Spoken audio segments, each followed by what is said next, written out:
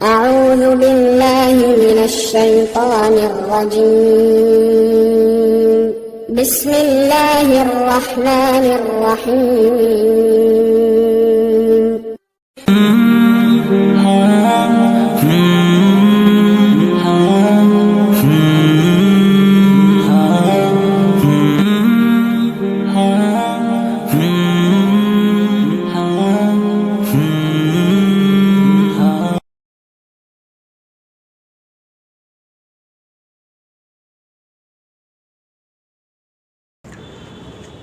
अल्लाह रब्बुल इज़्ज़त ने इस दुनिया को दारुल आज़माइश बनाया है।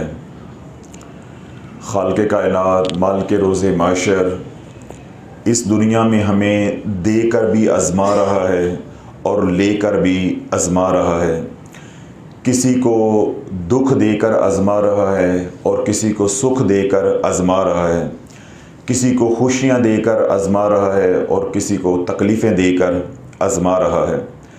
किसी को नेक आमाल की तौफ़ीक देकर आज़मा रहा है और किसी को नेक आमाल से दूर करके आज़मा रहा है कि ये मेरे से कितना दूर भागता है या किस हद तक जाता है।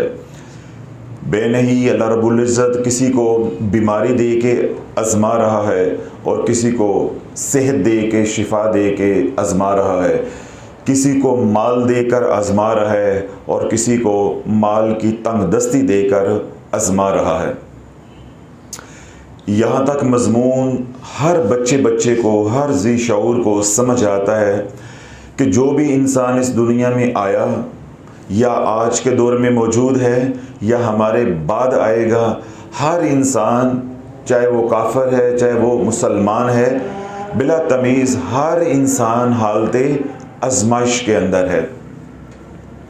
जो असल नुक्ता अल्लाह वालो इंसान को समझ नहीं आया और आज के मुसलमान को भी जो बात समझ नहीं आ रही, ईमान लाने के बावजूद, कुरान के मौजूद होने के बावजूद, कमली वाले की मुबारक ज़िंदगी मौजूद होने के बावजूद जो बात समझ नहीं आ रही वो ये है कि जब ये दुनिया दारुल आज़माइश है, जब ये दुनिया आर्जी है, ये फ़ना होने वाली है। रब क्या कुरान उतारता है, कुल्लु मन अलैहा फ़ान व यबक़ा वजहु रब्बिका ज़ुल जलाली वल इकराम। ये सब कुछ जो है ये तबाह बर्बाद हो जाना है, ये सब मिट जाना है, सिर्फ तेरे रब का नाम जो है वही बाकी रह जाना है। तो अल्लाह जब ये दुनिया आर्जी है तो इसमें मिलने वाली तमाम खुशियाँ भी आर्जी, तमाम मिलने वाले दुख और गम भी आर्जी, या तमाम मिलने वाली नेमतें जो हैं वो भी आर्जी हैं। चाहे हमारे दुख की सूरत में अल्लाह के फ़ैसले आ रहे हैं, चाहे सुख की सूरत में फ़ैसले आ रहे हैं, वो हमेशा के लिए नहीं है। जब ये दुनिया हमेशा के लिए नहीं है तो जो दुख और सुख आ रहे हैं, नेमतें आ रही हैं या नेमतों से महरूमी का कोई फ़ैसला आ रहा है, वो हमेशा के लिए नहीं है। तो अल्लाह जो नुक्ता समझ नहीं आ रहा या जहाँ से हमें ठोकर लग रही है, जिस वजह से हमारे हालात बदलते नहीं हैं, वो ये है कि अल्लाह रब्बुल इज़्ज़त ने कोई भी आज़माइश हमारे ऊपर उतारी या उन हालात के अंदर अल्लाह हमें घेर के ले आया जिन हालात को हम अपने लिए अच्छा नहीं समझ रहे। मिसाल के तौर पे कोई बीमार हो गया तो अब कोई भी बीमार होना अपने लिए अच्छा नहीं समझता। कोई माली तौर पे तंगदस्ती का शिकार हो गया तो कोई भी तंगदस्त होना अपने लिए बेहतर नहीं समझता। तो हर इंसान सुखों भरी ज़िंदगी जो है वो चाहता है। अब अल्लाह जो नुक्ता आपको अर्ज़ करना है, जो बात समझनी और समझानी है, वो ये कि जब हालात अपने ऊपर आए जिनको मैं मुनासिब नहीं समझ रहा, जब मैंने उन हालात का डंडोरा पीटना शुरू कर दिया और अल्लाह रब्बुल इज़्ज़त की शिकायतें लगाना शुरू कर दी, गिले शिकवे शुरू कर दिए, मखलूक़े खुदा के साथ वो गिले शिकवे की आदत मैंने बना ली कि मेरे हालात जो है वो बदल नहीं रहे, मैं तकलीफ़ में हूँ, मैं हर विर्द वजीफ़ा कर रहा हूँ, हर तरह मैं तकद्दो कर रहा हूँ, लेकिन मेरे हालात बदल नहीं रहे। जब ये वाला वतीरा अल्लाह वालों बना लिया तो समझ लो कि उस शख्स की बदबख्ती के दिन जो है अब वो लंबे हुआ चाहते हैं। अब उस शख्स के ऊपर अल्लाह ने अगर आजमाइश डाली है तो वो आजमाइश लंबी होगी, अगर अल्लाह की पकड़ में वो आया है तो वो पकड़ लंबी होती जाएगी, यानी उसका दौरानिया जो है वो बढ़ता जाएगा यहाँ तक कि वो फिर इंसान बिल्कुल मायूसी में जो है वो घिर जाएगा कि हम तो इतना अरसा हो गया है, कोई दरबार नहीं छोड़ा, कोई मज़ार नहीं छोड़ा, कोई विर्द वजीफ़ा नहीं छोड़ा, कोई पीर फ़कीर नहीं छोड़ा, जबकि हमारी जो तकलीफ़ के या परेशानियों के दिन हैं वो ख़त्म होने का नाम नहीं ले रहे। तो ठोकर कहाँ से लगी कि जो अल्लाह ने हालात भेजे थे, अल्लाह के भेजे हुए या अल्लाह के किए हुए फैसले को दिल से कबूल नहीं किया। बस ये है असल नुक्ता। अल्लाह वालों, दुनिया के जज का, काजी का फैसला कबूल नहीं करोगे, वो तुम्हें उल्टा लटका देगा, वो उल्टा तुम्हें लटका देगा। फौरन जो पहली सजा है जो उसने सुनाई है वो तो है ही है, वो तो अपनी जगह पे मौजूद है, जो भी उसने फैसला सुनाया है। जब उसके फैसले को कबूल नहीं करोगे तो साथ तौहीन अदालत की का अलग से सजा भी तुम्हें दी जाएगी। तो अल्लाह बोले ये दुनिया की अदालतें हैं, कमजोर अदालतें हैं, तो अल्लाह के सामने कौन खड़ा हो सकता है कि मैं तेरे फैसलों को नहीं मानता। और हकीकत में आज कमों पेश हर मुसलमान रब के फैसलों के सामने सीना तान के डट के खड़ा है कि मुझे तेरे फैसले कबूल नहीं है। हर वो फैसला मुझे कबूल है जो मेरे हक में होगा। जिस तरह हमारे यहाँ सियासी जमातें हैं, अगर अदालत जो है फैसला हक में कर दे तो अदालत बहुत अच्छी है, जज बहुत अच्छा है। अगर वही अदालत या वही जज जो है फैसला हक पे कर दे यानी खिलाफ कर दे तो वो अदालत भी और वो जज भी मुतनाज़ा हो जाता है कि ये बंदा या ये जज या ये काजी ठीक नहीं है। अल्लाह बोलो यही वतीरा, यही तरीक़ाकार हमारा रब के मामले में है कि आज कमो पेश हर मुसलमान इल्ला कलील, जिनकी बरकत से ये निज़ाम चल रहा है, जिनकी दुआओं से, जिनके सजदों को अल्लाह कबूल करता है, जिनकी इल्तिजाओं को अल्लाह कबूल करता है, जिनके सब्र को अल्लाह ने कबूल किया है, उनकी बरकत से ये निज़ाम चल रहा है। उनको निकाल के कमो पेश हर मुसलमान रब के सामने सीना तान के खड़ा है कि मुझे तेरे फैसले कबूल नहीं है।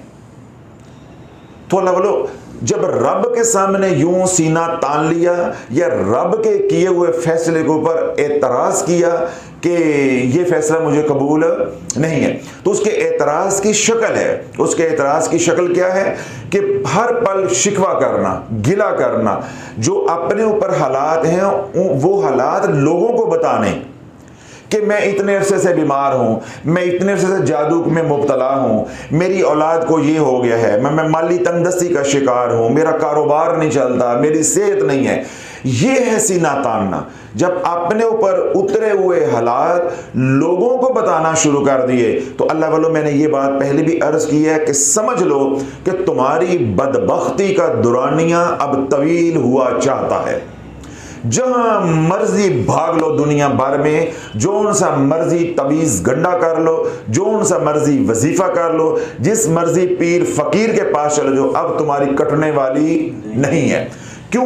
रब की जो गैरत है वो जोश में आती है, रब का गज़ब उतरता है कि आज मैंने तेरे आमाल के मुताबिक फैसले उतारे तो तू उन फैसलों पे राजी नहीं है और मेरी शिकायतें सारे ज़माने में तू लगाता फिर रहा है। तो कल जब तू गुनाह कर रहा था उस वक़्त तुझे होश नहीं थी?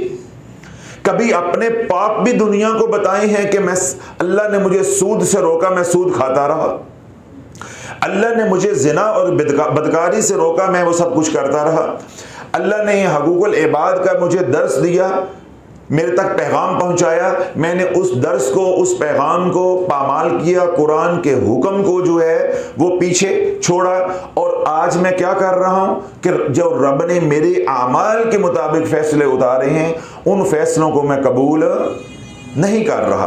तो इसका क्या मतलब है कि तू रब को माज़अल्लाह आदिल नहीं मानता, कि वो अदल करने वाला नहीं है। तो अल्लाह का निज़ाम, अल्लाह की सुन्नत ये है कि जैसे हमारे आमाल होंगे वैसे ही फैसले होंगे। अगर हमारे आमाल नाफरमानी वाले होंगे तो फैसले भी वैसे पकड़ वाले होंगे। अगर हमारे आमाल जो है नेक साले होंगे, अल्लाह की रज़ा वाले होंगे, तो फिर फैसले भी अल्लाह की नेमतों की बारिश की सूरत में होंगे, जिन फैसलों के ऊपर हम भी राज़ी होंगे। तो जब अल्लाह वालों हमने रब के किसी फैसले के ऊपर जब हमने एतराज़ किया, अब उसके एतराज़ की या रब के फैसले से मुंह मोड़ने की दो सूरतें हैं। एक तो ये है कि हालात आ गए बीमारी के, हर बंदे को बताए जा रहे हैं, मैं मर गया, मैं रुल गया, मैंने इलाज करवाया, मैंने तवीज़ धागा करवाया, मुझे कोई अफाका नहीं हुआ। इसका क्या मतलब है कि रब के फैसले को कबूल नहीं किया। और दूसरी शक्ल क्या है जो इंतहाई मख्फी और इंतहाई ख़तरनाक है, जो हम में से कमोपेश हर एक को लिए जा रही है, बर्बाद किए जा रही है, वो ये जब फैसला रब का या हालात अल्लाह की तरफ से भेजे हुए हमारे हक में आ गए। मेरा बेटा कामयाब हो गया, मुलाजमत लग गई, बेटी की शादी हो गई, कारोबार चल पड़ा, बीमार था तो सेहत मिल गई, यानी ये सारे फैसले क्या हैं, मेरे हक में हैं। और इनके ऊपर क्या है कि पीठ मोड़ के भी नहीं देखना कि मैंने रब का शुक्र अदा करना है, मैंने रब का शुक्र अदा करना है। यानी मेरा अर्ज करने का मकसद यह है कि उम्मत को इस वक्त दो हिस्सों में आप तकसीम कर लें, दो तबकों में तकसीम कर लें। एक वो जिनके हक में फैसले आ रहे हैं, एक वो है जिनके खिलाफ फैसले आ रहे हैं। जिनके खिलाफ फैसले आ रहे हैं वो बेसब्री करके मरते जा रहे हैं, हलाक हो रहे हैं, और जिनके हक में फैसले आ रहे हैं वो नाशुक्री करके हलाक होते जा रहे हैं। तो उम्मत तो सारी की सारी बर्बादी की तरफ है। और यही अल्लाह वालों, अगर आप तायराना निगाह भी डालें पूरी उम्मत के ऊपर और बिलखसूस पाकिस्तानी कौम के ऊपर, जितनी नाशुक्री आप पाकिस्तानी कौम के अंदर आप सुनेंगे, आप तसव्वुर नहीं कर सकते। काफिर के मुंह पे भी इतनी नाशुक्री नहीं है जितनी पाकिस्तानी कौम की जुबान पे या इस पे मुंह पे नाशुक्री है। मैं आपको सिर्फ एक मिसाल देता हूं। अगर मेरी बात सुन के किसी को मिर्चें लग रही हैं कि हजरत साहब जो है वो हमें जलील कर रहे हैं या हमें जो है वो रगड़ा दे रहे हैं, मैं एक मिसाल देता हूं। अभी आप यहां से निकले, नादरन बाईपास पे जाएं, बाईपास के दोनों तरफ जो फुटपाथ हैं वो किस बाप की मलकियत है? गवर्नमेंट की जगह है, हुकूमत की जगह है। लाहौर की मशहूर सड़कों पे चले जाएं, किसी शहर की मशहूर सड़कों पे चले जाएं, मारूफ सड़कों पे चले जाएं, उसके जो दोनों अतराफ खाली जगह पड़ी होती है वो जगह किसकी है? हुकूमत की। वहां फ्रूट वालों ने ठेले लगाए हुए हैं। मैं एक मिसाल दे रहा हूं, बहुत कुछ लगा हुआ है, मैं सिर्फ फ्रूट वालों की मिसाल दे रहा हूं। आप यहां नादरन बाईपास पे चले जाए, फ्रूट के ठेले लगे हुए हैं और इतनी बड़ी दुकानें उन्होंने फ्रूट की सजाई हुई हैं कि जो सही किराए की दुकानें लेकर या खुद दुकानदार हैं उनकी दुकानों के अंदर भी इतना माल नहीं है जितना उन्होंने सरकारी जगह पे माल लगाया हुआ है। और रोजाना की 3-3, 4-4, 5-5 लाख रुपया सेल है। कितनी सेल है? 5-5। अल्लाह वालों, आज तो आप 1 किलो फ्रूट लेते हो, किलो 1.5 किलो कोई किन्नू या इस तरह जो फ्रूट आ रहा है वो लेते हो, और साथ दर्जन या 2 दर्जन जो है वो आप केला लेते हो, आपका 2000 रुपया बिल बन जाता है, 1500 रुपया बिल बन जाता है, 1200 रुपया बिल बन जाता है। आज तो कोई थोड़ा सा फ्रूट भी लेता है, 2 किलो वो दे दो, 2 किलो ये दे दो, आप साथ मुझे ये केले दे दो, या कोई नाशपाती है वो दे दो, यानी कोई अल्लाह ने नेमतें दी हैं, कोई सेब लेता है तो 2,500-3 हजार रुपया तो अल्लाह वालों जो किलो लेता है उसका बिल बन जाता है। लाख रुपया कमाना या लाख रुपए की सेल करना तो कोई मानी ही नहीं रखता। तो जितने बड़े बड़े फ्रूट के ठेले लगाए हुए हैं, 4-4, 5-5 लाख रुपया सेल कर रहे हैं। ये बोसर रोड के ऊपर रेडियां नमाज पढ़ने नहीं देती, मस्जिद के आगे लगी हुई हैं। किसी एक रेडी वाले से जाके पूछ लो, लाख रुपए से कम उसकी सेल नहीं है। और 1 लाख रुपए की रोजाना सेल कर रहा है और उसके ऊपर 60% से ज्यादा मुनाफा है फ्रूट के अंदर। यानी 100 रुपए की चीज लेकर आ रहा है, वही चीज लाकर 600 की 700 की जो वो बेची जा रही है। 40 रुपए किलो लेकर आ रहा है और उसको 250-300 रुपए किलो जो है वो ठोके जा रहा है। और जाके पूछ लें, वो कहेगा मेरे से बढ़ के कोई गरीब ही कोई नहीं है, मेरे से बढ़ के कोई मस्कीन ही नहीं है, ना कोई टैक्स है, ना कोई और किसी किस्म का खर्चा है, ना बिजली का खर्चा है, ना मोबाइल का खर्चा है, ना दुकान का किराया है। गवर्नमेंट की जगह पे कब्जा किया हुआ है, सड़कों पे कब्जा करके कारोबार हो रहा है। और जाकर पूछ लें तो बजाय शुक्र अदा करने के, ये कहने के कि भाई हम दुकानदारों से भी अच्छे हैं, हम 1.5 लाख रुपया दुकान के किराए से बचे हैं, बिजली के बिलों से बचे हैं, फोन के खर्चों से बचे हैं, और दीगर जो दुकानदारों के अखराजात हैं हम उनसे बचे हैं। गवर्नमेंट की जगह पे हम लगा के हम लाखों रुपए की सेल कर रहे हैं। अब जो 2.5, 3, 4 लाख रुपए की ठेले वाला सेल कर रहा है फ्रूट लगा के, अब लाहौर में, गुलबर्ग में, मॉडल टाउन में, आप कलमा चौक, ये जो सड़कें हैं, शाहराएं, इनके आसपास जिन्होंने फ्रूट लगाया हुआ है, अब किसी को जाकर टटोलें, 4-5 लाख से उसकी सेल कम नहीं है। मैं ये कह रहा हूं कि 60% से भी ज्यादा ये मुनाफा कमाते हैं। हमारे से कोई पर्दा तो नहीं है ना, तो चलो मैं इनकी मान लेता हूं कि सारे खर्चे निकाल के ये 10% कमाते हैं। ये सहाबा के दौर वाले मुसलमान हैं, मान लेते हैं। ख्वाब देखने में क्या हर्ज है? ख्वाब देखने में कोई पैसा तो नहीं लगता, हम ख्वाब देख लेते हैं थोड़ी देर के लिए। इस उम्मत को जो है, इस कौम को ईमानदार मान लेते हैं, सहाबा के दौर का मान लेते हैं थोड़ी देर के लिए। तो ये सिर्फ तमाम अखराजात निकाल के 10% ये मुनाफा कमा रहे हैं। तो 4 लाख की सेल होगी तो रोजाना का कितना मुनाफा आएगा? 40,000 रुपया। समझ आ रही?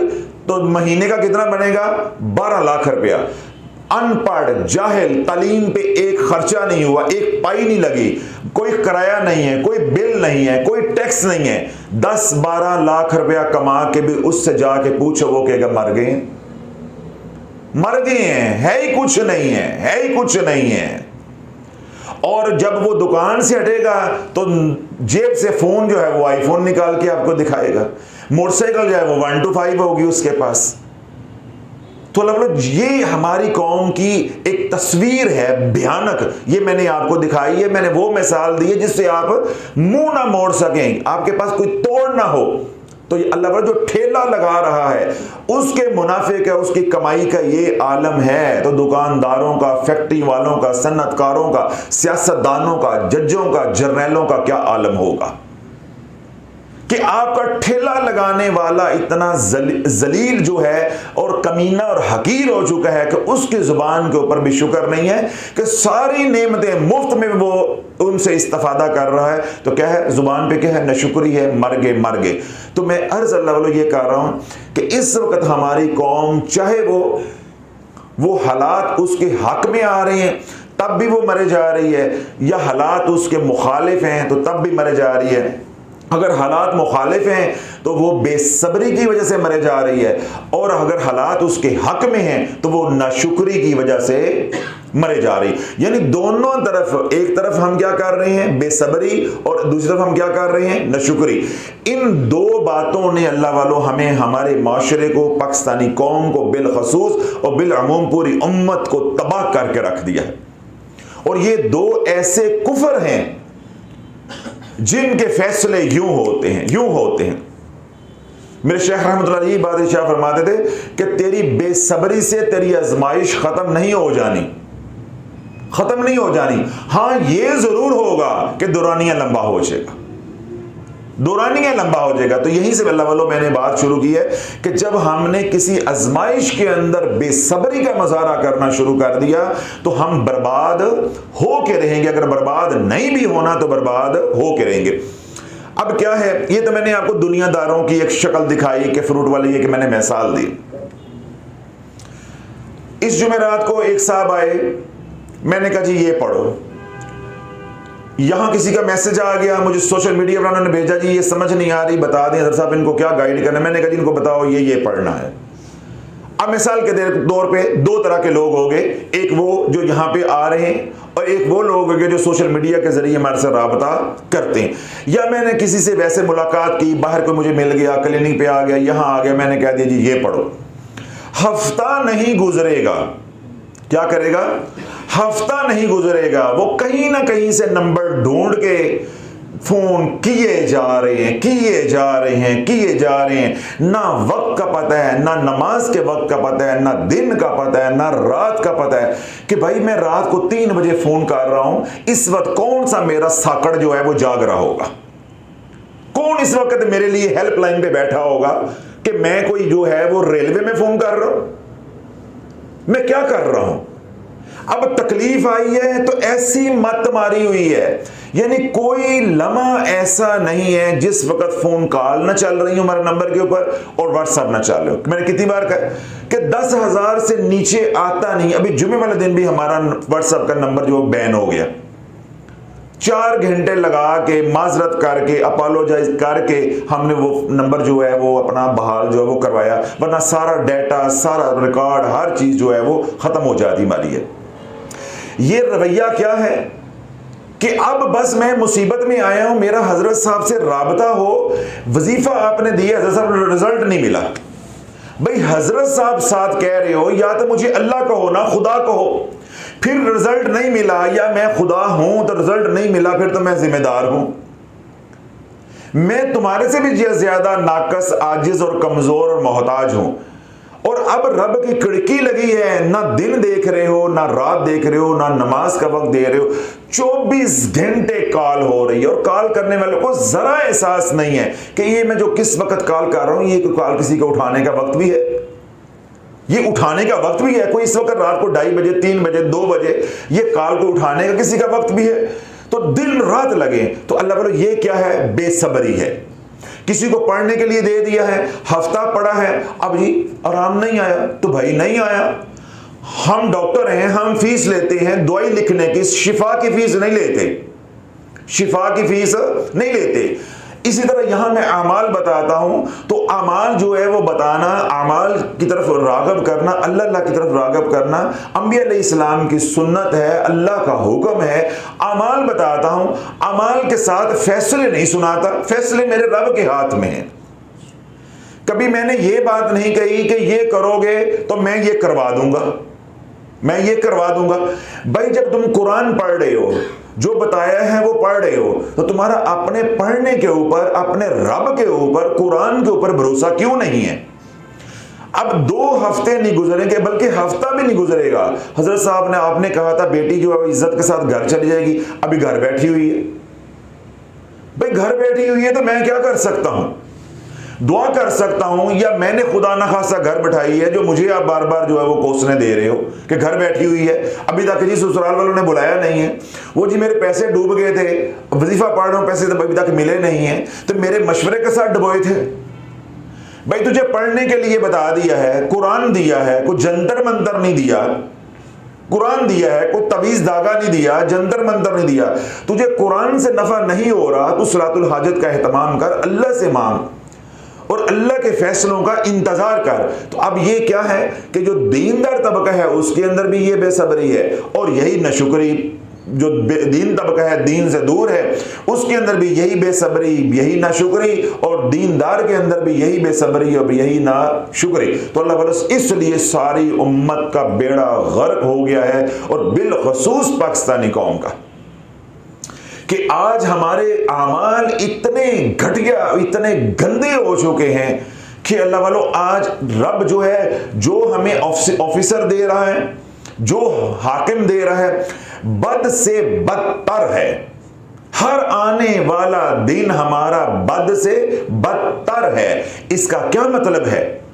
इसका क्या मतलब है कि उम्मत जो है वो अमाल में नीचे ही नीचे जाती जा रही है। मैं आपको एक बड़ी मजे की बात सुनाता हूं। देवबंद हजरात के एक बुजुर्ग थे, जिन्हें देवबंद मसलक के बुजुर्ग तो सांझे होते हैं, रांझा और बुजुर्ग सबका सांझा, ख्वाजा खान मोहम्मद साहब रहमहुल्लाह। कुछ अर्सा पहले कुनिया शरीफ वाले, अब उन्होंने वसाल हुआ है, पर्दा किया है। मैं एक दफ़ा उनके साहबजादों के साथ मेरी मुलाकात हुई मदीना पाक में, काफ़ी तवील मुलाकात उनके साथ हुई। तो उनके बुजुर्गों के पास, यानी उनके वालिद मोहतरम के पास, हज़रत ख्वाजा खान मोहम्मद साहब के पास एक मुल्तान के आलम दीन वहाँ तशरीफ़ लेकर गए। उन्होंने हुज़ूर अलैहिस्सलाम के हवाले से एक ख्वाब देखा था, वो ख्वाब जो है वो सुनाना था।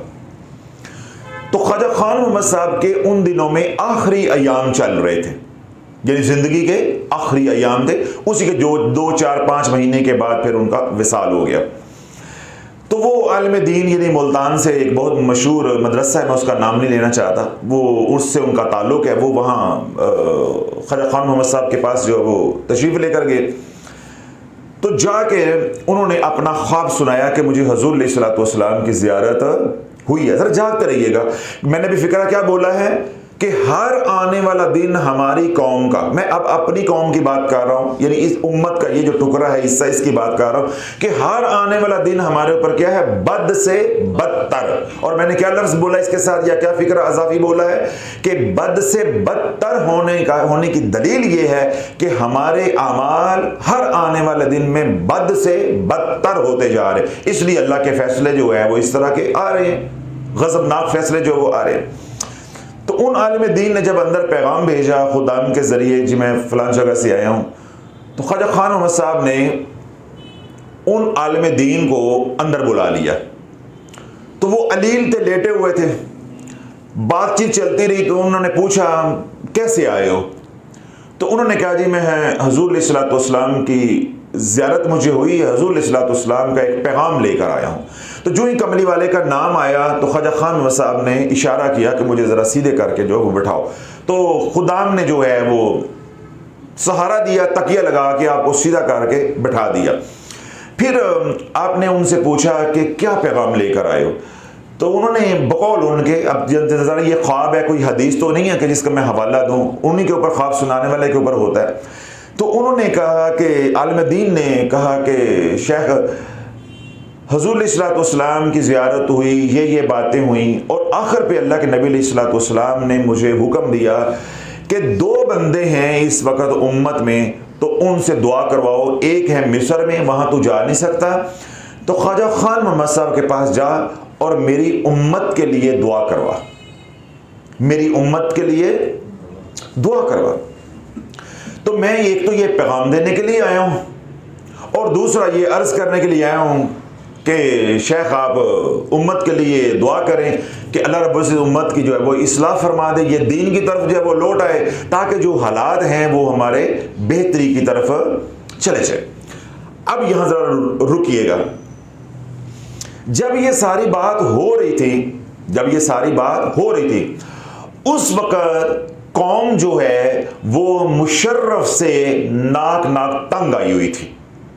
यानी मुशर्रफ ने सारे अदारों को तबाह कर दिया, दीनी हलकों को बर्बाद कर दिया, हर जगह सियासत आ गई, और लोग जो है वो महंगाई की वजह से जो है वो उनकी ज़िंदगियां अजीरन हुई थी। लोग क्या चाहते थे, छुटकारा मिल जाए। तो ख्वाजा खान मोहम्मद साहब ने ना जो दुआ की, दुआ में रोते रहे, जब हाथ चेहरे पे फेर लिए तो जो फ़िक्रा उन्होंने दिया, मैं वो असल में वो फ़िक्रा आपको देना चाहता हूँ जिसके लिए मैंने इतनी लंबी बात जो है वो सुनाई है। मुशर्रफ का दौर ख़त्म हुआ, यानी वो हुकूमत से तो निकल गया, एक किस्म का वो सदारत में चला गया। वो ना होने के बराबर होता है, बेशक वो मौजूद तो था, उस वक्त सदर था, लेकिन वो बेख्तियार कुर्सी है, तो वो सदारत में चला गया। तो यूं कहने में हुकूमत ख़त्म हो गई। तो हुकूमत किसको मिल गई? जरदारी को। याद है ना कुछ तारीख, थोड़ी सी कल की बात है। हुकूमत किसको मिल गई थी? जरदारी को। तो जब ख्वाजा खान मोहम्मद साहब ने रो के दुआ कर ली, तो चेहरे पे हाथ फेर ली, तो उन्होंने एक फ़िक्रा इरशाद फरमाया था, वो फ़िक्रा आपको देना चाहता हूँ। तो आपने फरमाया कि मुशर्रफ के बाद, जाग रहे हैं, मुशर्रफ के बाद जरदारी का आना इस बात की दलील है कि उम्मत आमाल में और गिर गई है, कि उम्मत आमाल में, यानी पाकिस्तानी कौम नेक आमाल में और गिर गई है, कि अल्लाह ने एक बद को जो है वो उतारा, हटाया, और एक बदतरीन को जो है वो मुसल्लत कर दिया। बद से बदतर और बदतर से बदतरीन।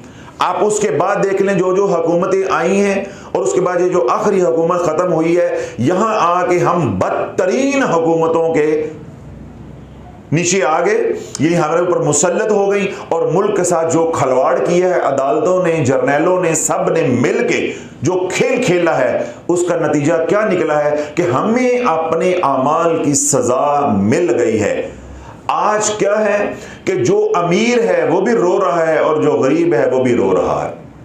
अमीर है वो भी दुखी है, गरीब जो है वो भी दुखी है। तो अल्लाह बोलो असल में हकीकत में जो है वो ये है कि हमें सजा अपने अमाल की है। हम मुर्दा किस पे डाल दें? पीटीआई ने कर दिया, नून लीग ने कर दिया, पीपीपी ने कर दिया, फलां ने कर दिया, अदालत ने कर दिया, जर्नैलों ने कर दिया। अल्लाह बोलो किसी की क्या जुर्रत है कि कमली वाले के गुलाम के ऊपर कोई हुकूमत कर जाए? तो 5 फुट के जिस्म के ऊपर नबी की शरीयत को नाफिज कर दे, सारा जमाना तेरे कदमों में होगा। हम हुजूर इस्लाम की शरीयत को अपने पर नाफिज नहीं करते, उसका नतीजा क्या निकलता है कि एक तबका जिसके हक में फैसले आए वो नशुक्री किए जा रहा है, जिसके खिलाफ फैसले आए वो बेसब्री किए जा रहा है। अल्लाह को जो मैंने बात कही वो क्या थी कि जब हमारे ऊपर हालात नामुवाफिक आए और हमारी जुबान से जादू जादू जादू, बीमारी बीमारी बीमारी, माली तंगदस्ती, बेटी घर आके बैठी है तो दे फोन पे फोन, वजीफे पे वजीफा, कभी उधर कभी उधर कभी उधर कभी उधर। जब ये वाला वतीरा हमारा शुरू हो गया या बन गया ये रवैया, तो समझ लो कि हमारी बदबख्ती अब खत्म होने वाली नहीं है। अब हमारी बदबख्ती के दिन लंबे हो गए हैं। अब ये जितनी मैंने बात की है उसकी मैं आपको दलील दे देता हूं। रब ने कुरान उतारा, या अय्युहल्लज़ीना आमनुस्तईनु बिस्सब्रि वस्सलाह इन्नल्लाहा मअस-साबिरीन। ए ईमान वालो, इसके पीछे सियाको सबाक क्या चल रहा है कि ए ईमान वालो, जब तुम्हारे ऊपर आजमाइश या कड़ा वक्त नामुवाफिक हालात आ जाए तुम्हारे रब की तरफ से, अब मजमून है या अय्युहल्लज़ीना आमनुस्तईनु बिस्सब्रि वस्सलाह। तो ए ईमान वालो, नमाज के जरिए और सब्र के जरिए अल्लाह से मदद तलब करो। इन्नल्लाहा मअस-साबिरीन, बेशक अल्लाह सब्र करने वालों के साथ है। अब अल्लाह ने अपनी मदद उतारने के 2 जराए बताए हैं कि मेरी मदद 2 तरीकों से आएगी। एक क्या है? नमाज के जरिए, और दूसरा क्या है? सब्र के जरिए। अब अल्लाह वालों अपने अंदर झांको, क्या तुम अल्लाह से मदद अपने हालात बदलने के लिए या हालात से निकलने के लिए इन 2 तरीकों से मांग रहे?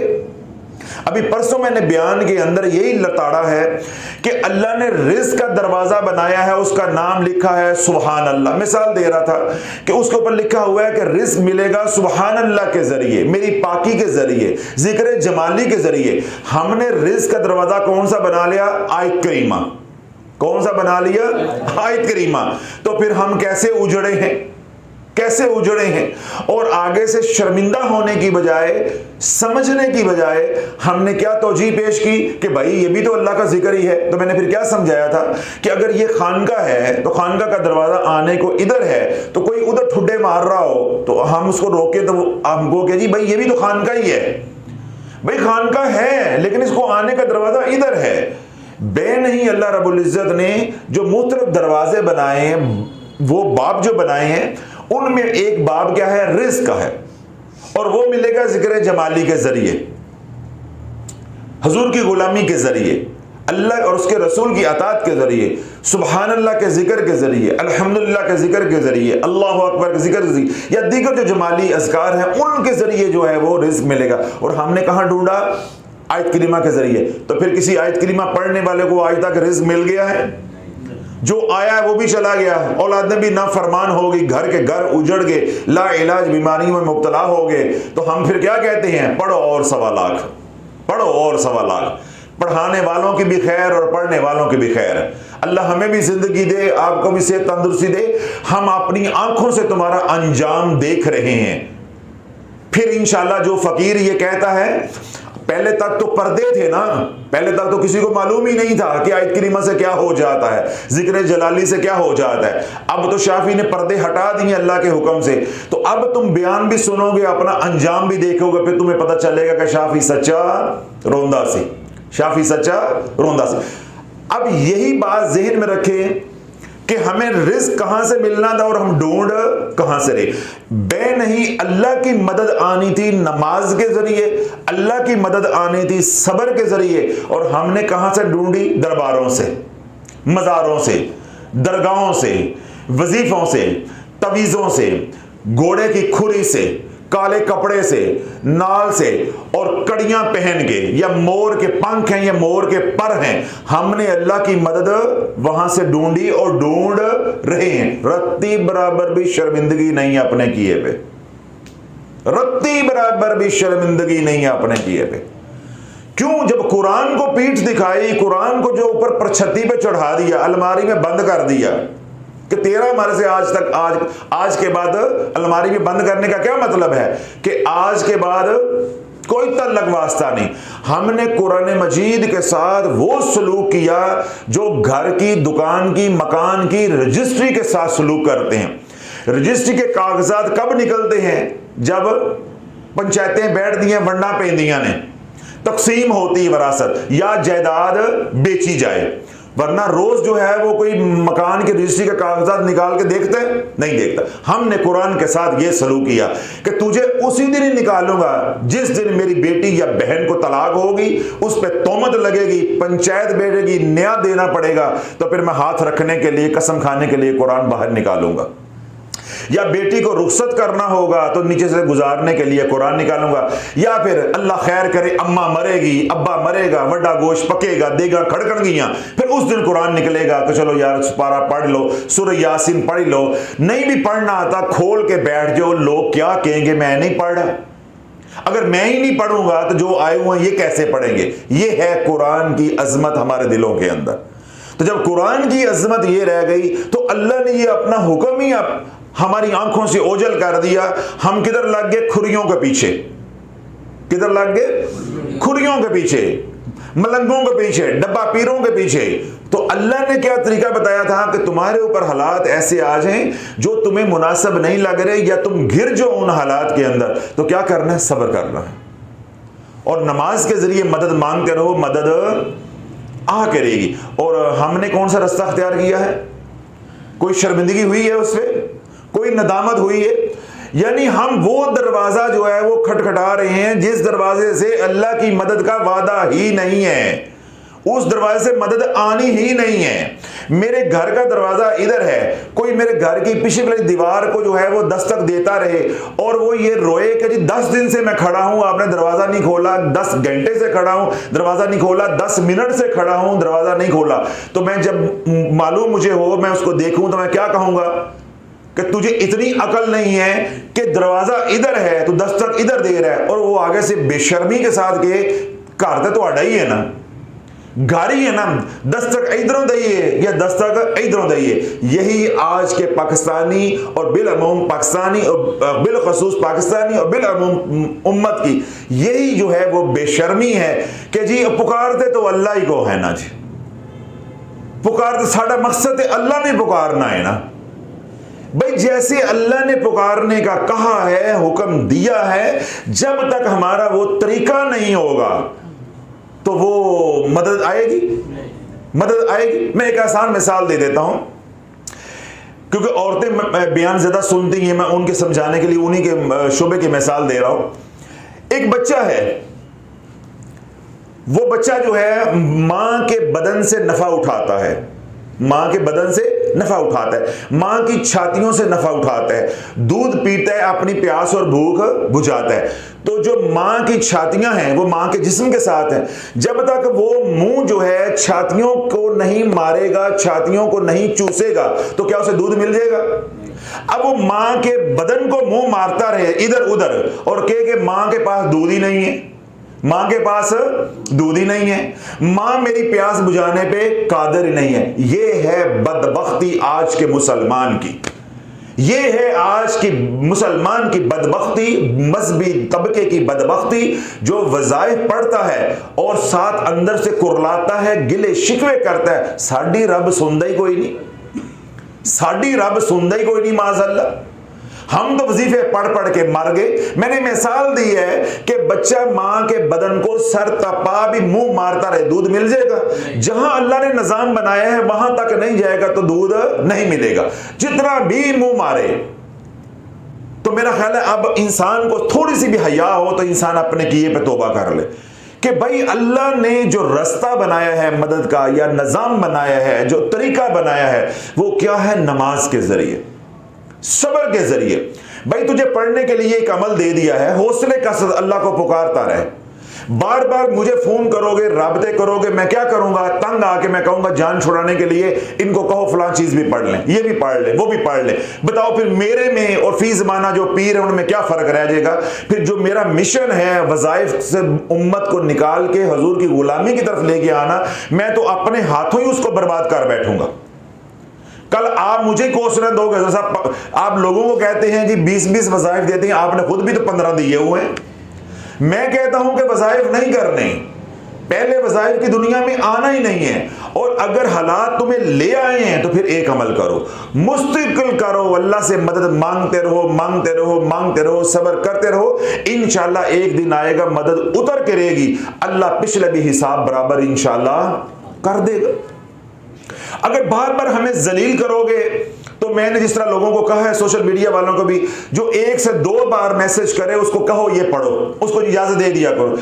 अभी अल्लाह वालों हमने नाम के हरूफ के पैकेज बना के दिए हैं कि आपका ए से नाम है तो आप ये पढ़े, पूरा पैकेज बना के दिया जिंदगी गुजारने का सदके तक। और अब ये कौम किधर लग पड़ी है, हजरत साहब ये पैकेज वाले मैं अमाल कर रहा हूं, मैं दीगर अमाल भी कर सकता हूं।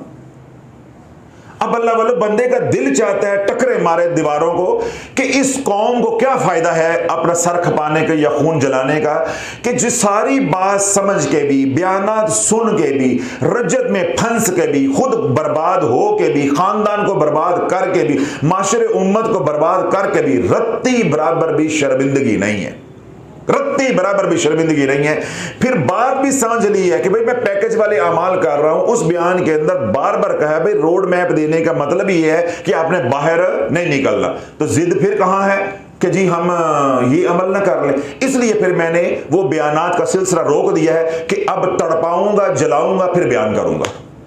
क्यों? मुफ्त फैज की कदर नहीं है, मुफ्त फैज की कदर नहीं है। जब तलवे चाटोगे ना यहां आके, फिर अगले बयानात जो अगले हरूफ रह गए फिर उन पे कलाम करूंगा। जब इतनी मेरे बताए कि बेकदरी है तो मुझे बोलने का, चीखने का क्या फायदा है? तो अल्लाह बोलो ये हमारा वतीरा है, ये हमारा रवैया है जो हमें मसाइल से निकलने नहीं दे रहा। और अल्हम्दुलिल्लाह वो बहन भाई, बच्चे, नौजवान, बुजुर्ग जिनके दिल में अल्लाह ने बात को उतार दिया है, अल्हम्दुलिल्लाह वो ये कहते हैं कि जैसा मर जाएंगे छुरी के साथ टुकड़े कोई कर दे, आज के बाद आपकी बात पे हमने जो लब्बैक कह दी है, वजीफा नहीं करना, बस कमली वाले पे दरूद पढ़ना है, इस्तगफार करना है, 5 वक्त की नमाज पढ़ेंगे, मसनून अज़कार करेंगे, जितनी अल्लाह आसानी करेगा, तौफीक देगा, उतना कुरान पढ़ लेंगे। और 2 शर्तें जो आपने लगाई हैं, नजरों की हिफाजत और रिज़्क़ हलाल।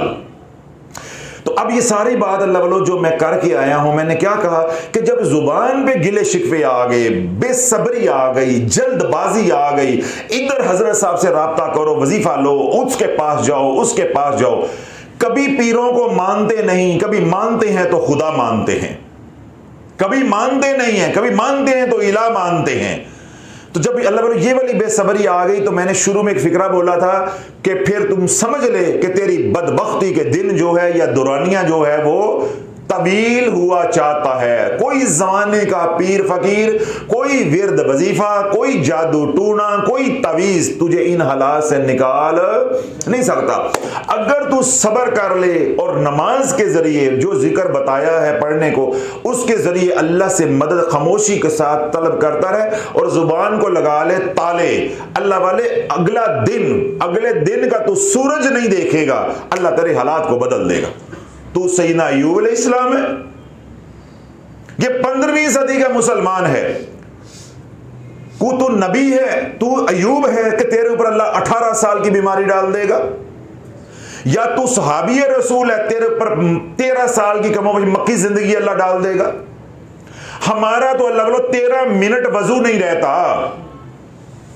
हम जिस दौर में रह रहे हैं हमारा तो 13 मिनट वजू नहीं रहता।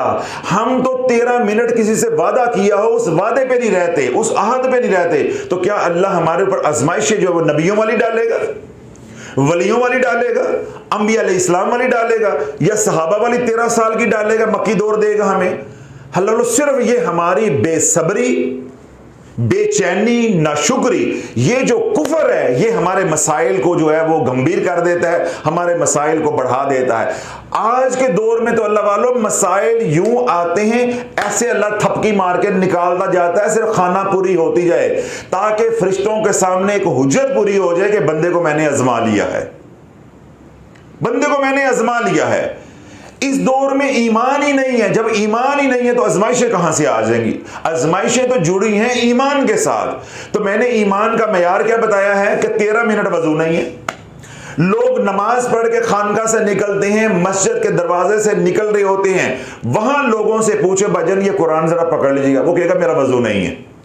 किसी से वैसे कहोगे आपका वजू है तो वो झूठ बोलेगा ना। आप हाथ में कुरान पकड़ो, उन्होंने कहना भाईजान ये कुरान पकड़िएगा, ये कुरान पकड़िएगा, हर चौथा बंदा आपको कहेगा मेरा वजू नहीं है। अभी मस्जिद से जूते पहन के निकल रहा था, वजू खत्म हो गया। घर में माएँ बहनें हैं, मुसल्ला जो है वो लपेट के किचन में नहीं गई, वजू खत्म हो गया है। अल्लाह, ये तो हमारा ईमान है, ये हमारी सेहतें हैं आजकल की। तो आजमाइशें आएंगी अंबिया अलैहिस्सलाम वाली 18 साल वाली। सिर्फ ये हम जो इतना घसीटे जा रहे हैं वो किस वजह से कि हम सब्र नहीं करते। तो अल्लाह ने वाला 2 दरवाजे बताए हैं जिधर से मदद आएगी।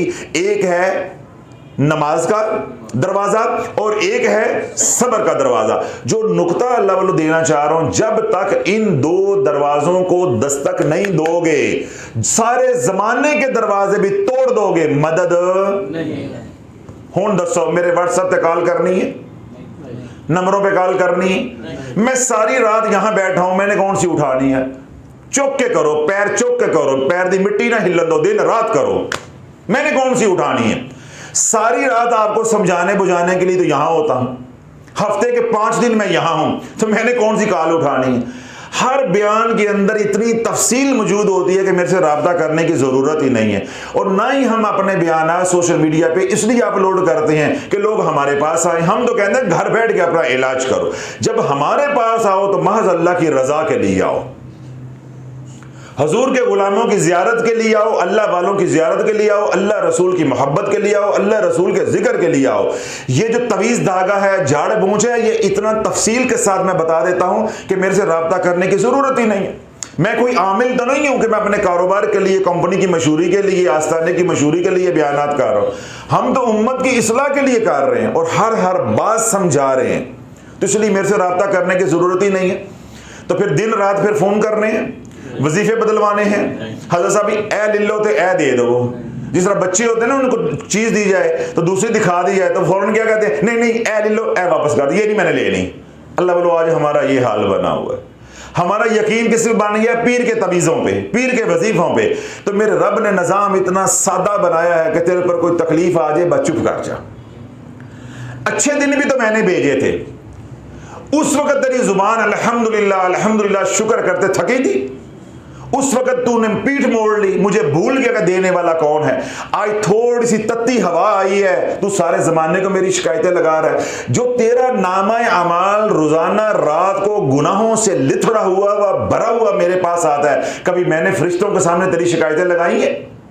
जो तू अमाल सुबह से लेके शाम तक करता है, अगर तेरे अमाल में तुझे जमाने में दिखा दूं, क्या तू जमाने में माशरे में मुंह दिखाने के काबिल रह जाएगा? तो मैं पर्दे डालता हूं, बंदे तू थोड़ा सा सब्र कर ले, बस हुज्जत पूरी हो जाए, फरिश्तों के सामने मैंने आजमा लिया है, बस निकाल दूंगा। बस मैं क्या करूंगा? निकाल दूंगा। लेकिन अगर तू तेजियां दिखाएगा, मैं इधर से निकल जाऊं, मैं पीछे से निकल जाऊं, मैं आगे से निकल जाऊं, तो अल्लाह वाले वो तो पठान नहीं किसी को निकलन देंदा है, मैं तो रब है वहां। और पठान खड़े हो ना चेक पोस्ट पे, तो वो किसी को कुस्कने नहीं देते, या फौजी खड़े हों खासतौर पे तो किसी को कुछ करें, जितनी मर्जी चलाकियां आप चेक पोस्ट पे करें, इधर से निकल ले, कार्ड दिखा के ये करें वो करें, पता नहीं लाइन में लगो जाके। एक बंदा पठान हो तो फौजी होवे तो निकलन देगा? निकलन देगा? जितने मर्जी आप झूठ बोले, मेरी अम्मा बीमार है, बच्चे बीमार है, स्कूल जाना, ये करना वो कर, वो निकलने देगा? उसकी सुई अपनी जगह पे अटकी हुई है। तो अल्लाह वाला उसका इतना नज्म है। मैं तो अहकमुल हाकिमीन की बात कर रहा हूं। माशाअल्लाह, उसको धोखा कैसे दे लोगे, उसको धोखा कैसे कर लोगे, उसको चीट कैसे कर लोगे? तो अल्लाह वालों, ये जो रब ने 2 दरवाजे 2 रस्ते बताए हैं, जब इनके ऊपर इनके ऊपर टिक जाओगे सब्र करके, फिर इन दो दरवाजों पे दस्तक देते रहोगे। एक है बाबू सला, एक कौन सा है? बाबू सला, नमाज का दरवाजा, और एक है बाबू सबर, सबर का दरवाजा। अब इन दो दरवाजों के अलावा कोई दरवाजा है तो मुझे बता दो। कुरान में या अल्लाह के नबी सल्लल्लाहु की जो जिंदगी मुबारक है, मसनून जिंदगी है, अल्लाह के नबी सल्लल्लाहु के ऊपर जब भी कोई तकलीफ आई तो आपने क्या किया? नमाज का एहतमाम किया, नमाज का एहतमाम किया। तो अल्लाह के नबी सल्लल्लाहु ने जो तालीम हमें दी है, या जो कुरान से जो तालीम मिलती है, सबक मिलता है, वो क्या है? बाबू सला और बाबू सबर, सबर का दरवाजा है और नमाज का दरवाजा है। इस सारे के अंदर ना बेसब्री है ना शुक्री है कि कल अच्छे हालात देने वाला भी मेरा अल्लाह था और आज बुरे हालात देने वाला भी मेरा अल्लाह है। अच्छे हालात में से बुरे निकालना और बुरे हालात में से अच्छे निकालना, यह सिर्फ मेरे रब की शान है। कोई किसी के हालात बदल नहीं सकता। मुझे दिन में 50 मरतबा काले करो, मैं 50 मरतबा भी दुआएं करूं, कुछ नहीं होगा जब तक वो करने वाला करने पे ना आए। वो करने वाला करने पे आ जाए तो अल्लाह वाले वो मट्टी से शिफा दे दे, और अगर वो शिफा ना देने पे आए तो यूके में जाके भी इलाज करवाओ, वो पैक करा के वापस भिजवा दे। तो फैसले किसके चलेंगे? अल्लाह के। तो अल्लाह वाले जब अपने हालात के ऊपर जैसे भी वो है आप सब्र कर लोगे, जब सब्र करोगे तो अल्लाह वालों तुम्हें वो मकाम मिलेगा जिस मकाम का आप सोच भी नहीं सकते। हमारी बदबख्ती ये है कि जब मंजिल मिलने पे आती है हम कुछ ऐसा कर देते हैं कि मंजिल दूर हो जाती है, कि वो मंजिल दूर हो जाती है। अब अल्लाह जिन लोगों के हालात नहीं बदल रहे, जो लोग रज्जत में फंस गए हुए हैं, गलत वज़ाइफ पढ़ के, शराइत का बगैर जिक्र अस्कार तस्बीहात करके, या ला इलाज बीमारियों में फंस गए हैं, या जादू टूने में फंस गए हैं, उन्हें इस बात की समझ नहीं आ रही, शाफी की इस बात को समझ नहीं पा रहे कि भाई तुमने गलत वज़ाइफ मेरे से पूछ के किए थे, मेरे से पूछ के किए थे। एक बात। दूसरी बात यह है, किसी भी रज्जत के मरीज को पकड़ लो, कम अज कम 10 साल की हिस्ट्री निकलती है, कम अज कम, यानी पीछे 10 साल का वक्त निकलता है, दुरानियां निकलता है, और आगे कोई 20 साल से, कोई 15 साल से, कोई 25 साल से, कोई 35 साल से। अल्लाह वालों जो 25-30 साल से एक निजाम को बिगाड़ा हुआ है वो रातों रात कैसे ठीक हो जाएगा? रातों रात कैसे ठीक हो जाएगा? तो अगर आप ये कहते हो कि हमने वज़ाइफ हज़रत साहब किसी को नुकसान पहुंचाने के लिए नहीं किए, और आप अपनी कौल में, अपनी बात में सच्चे हो, ठीक है, हम मान लेते हैं, फिर तसल्ली रखो कि अगर आपने वज़ाइफ महज अपनी दुनिया बनाने के लिए किए थे, किसी की दुनिया उजाड़ने के लिए नहीं किए थे, लेकिन ला इल्मी की बुनियाद पे आप गलत कर बैठे, तो फिर अल्लाह की रहमत पे भरोसा रखो। इंशाअल्लाह वो वक्त आएगा, तुम्हारी जिंदगी में आएगा कि अल्लाह हालात बदल के दिखाएगा।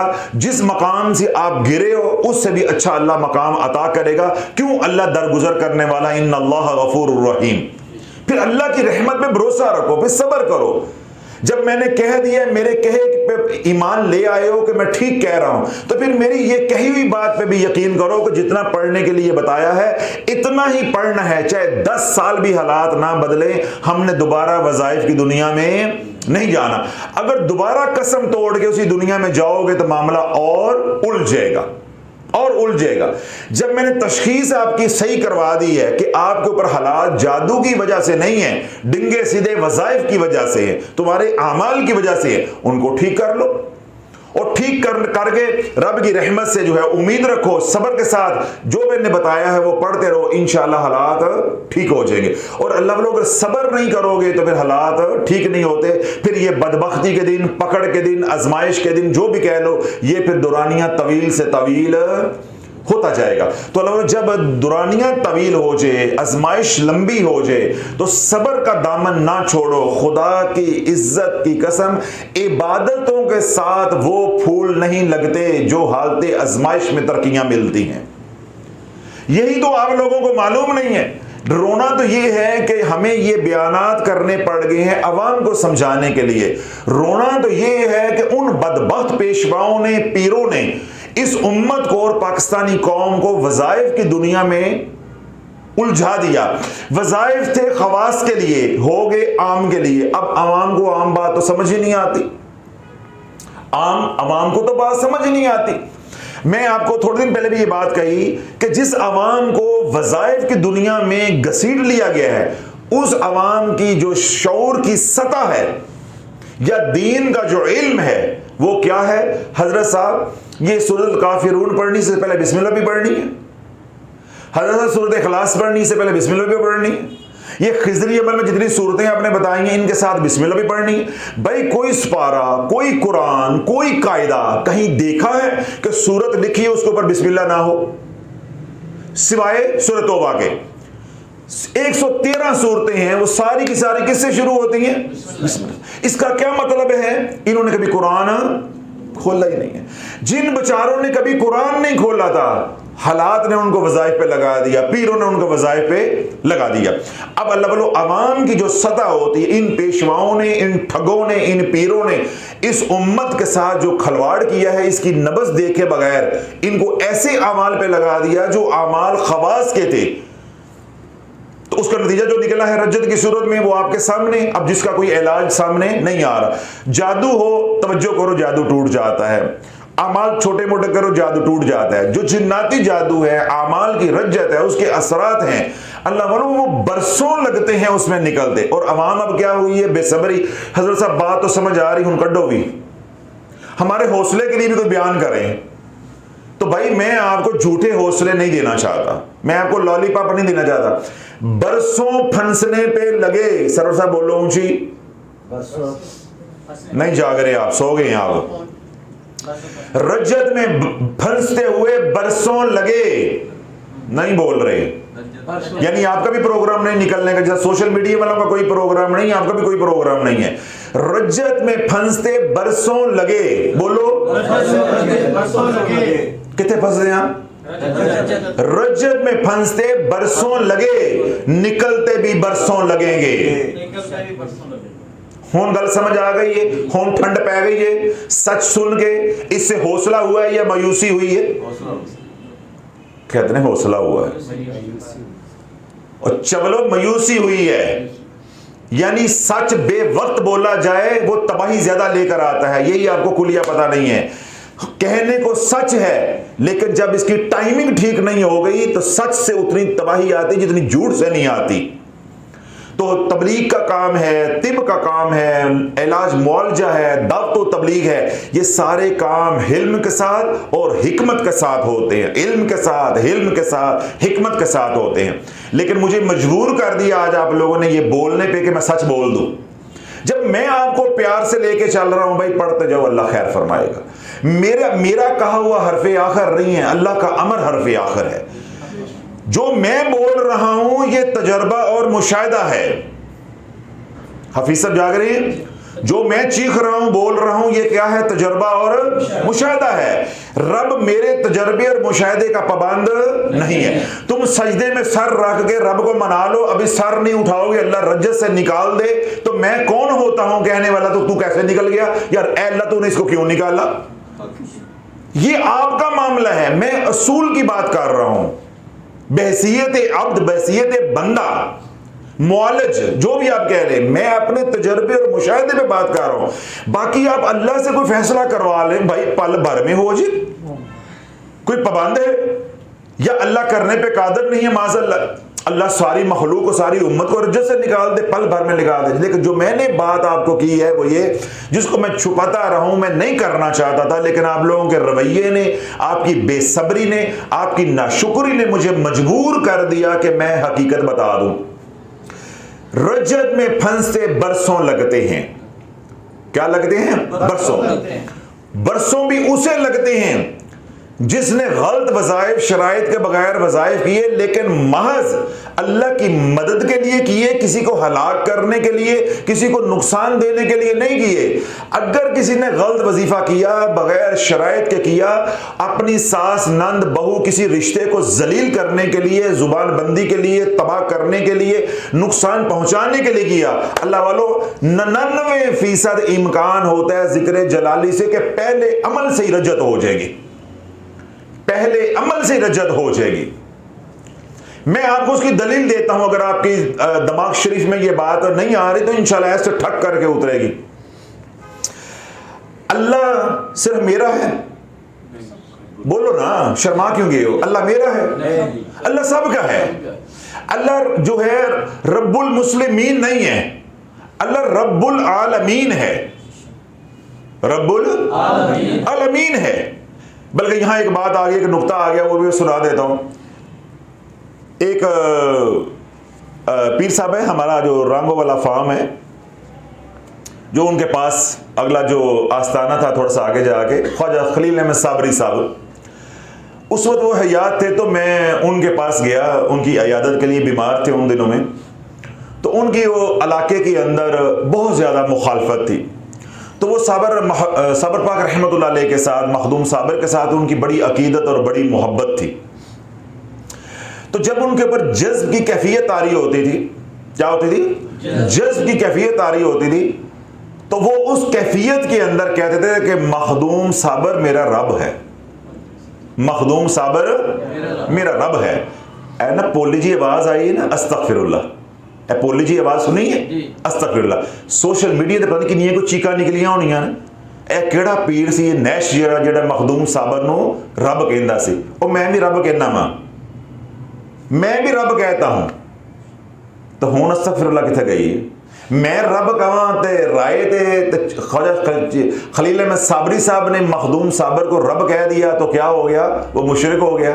आपकी चीखें निकल गई हैं। मैं यही तो कह रहा हूं, सोशल मीडिया वालों की पता नहीं कितनी निकलेंगी जब बात पूरी नहीं सुनेंगे। तो वो उस कैफियत के अंदर, जज्ब के अंदर क्या कहते थे कि मखदूम साबर तो मेरा रब है। मैं गया, कुर्सियां लगी हुई थी, जैसा डेरे का माहौल होता है, चार पहियों पे। मैं गया तो उन्होंने मुझे बैठाया, जी बैठो, सलाम दो हुई। तो थोड़ी देर बातें होती होती, चलती चलती इस बात के ऊपर वो बात आ गई, इस नुक्ते के ऊपर बात आ गई। तो खलील साबरी साहब एकदम जलाल में आए, क्योंकि साबरी रंग गालिब था, तो एकदम जलाल में आए।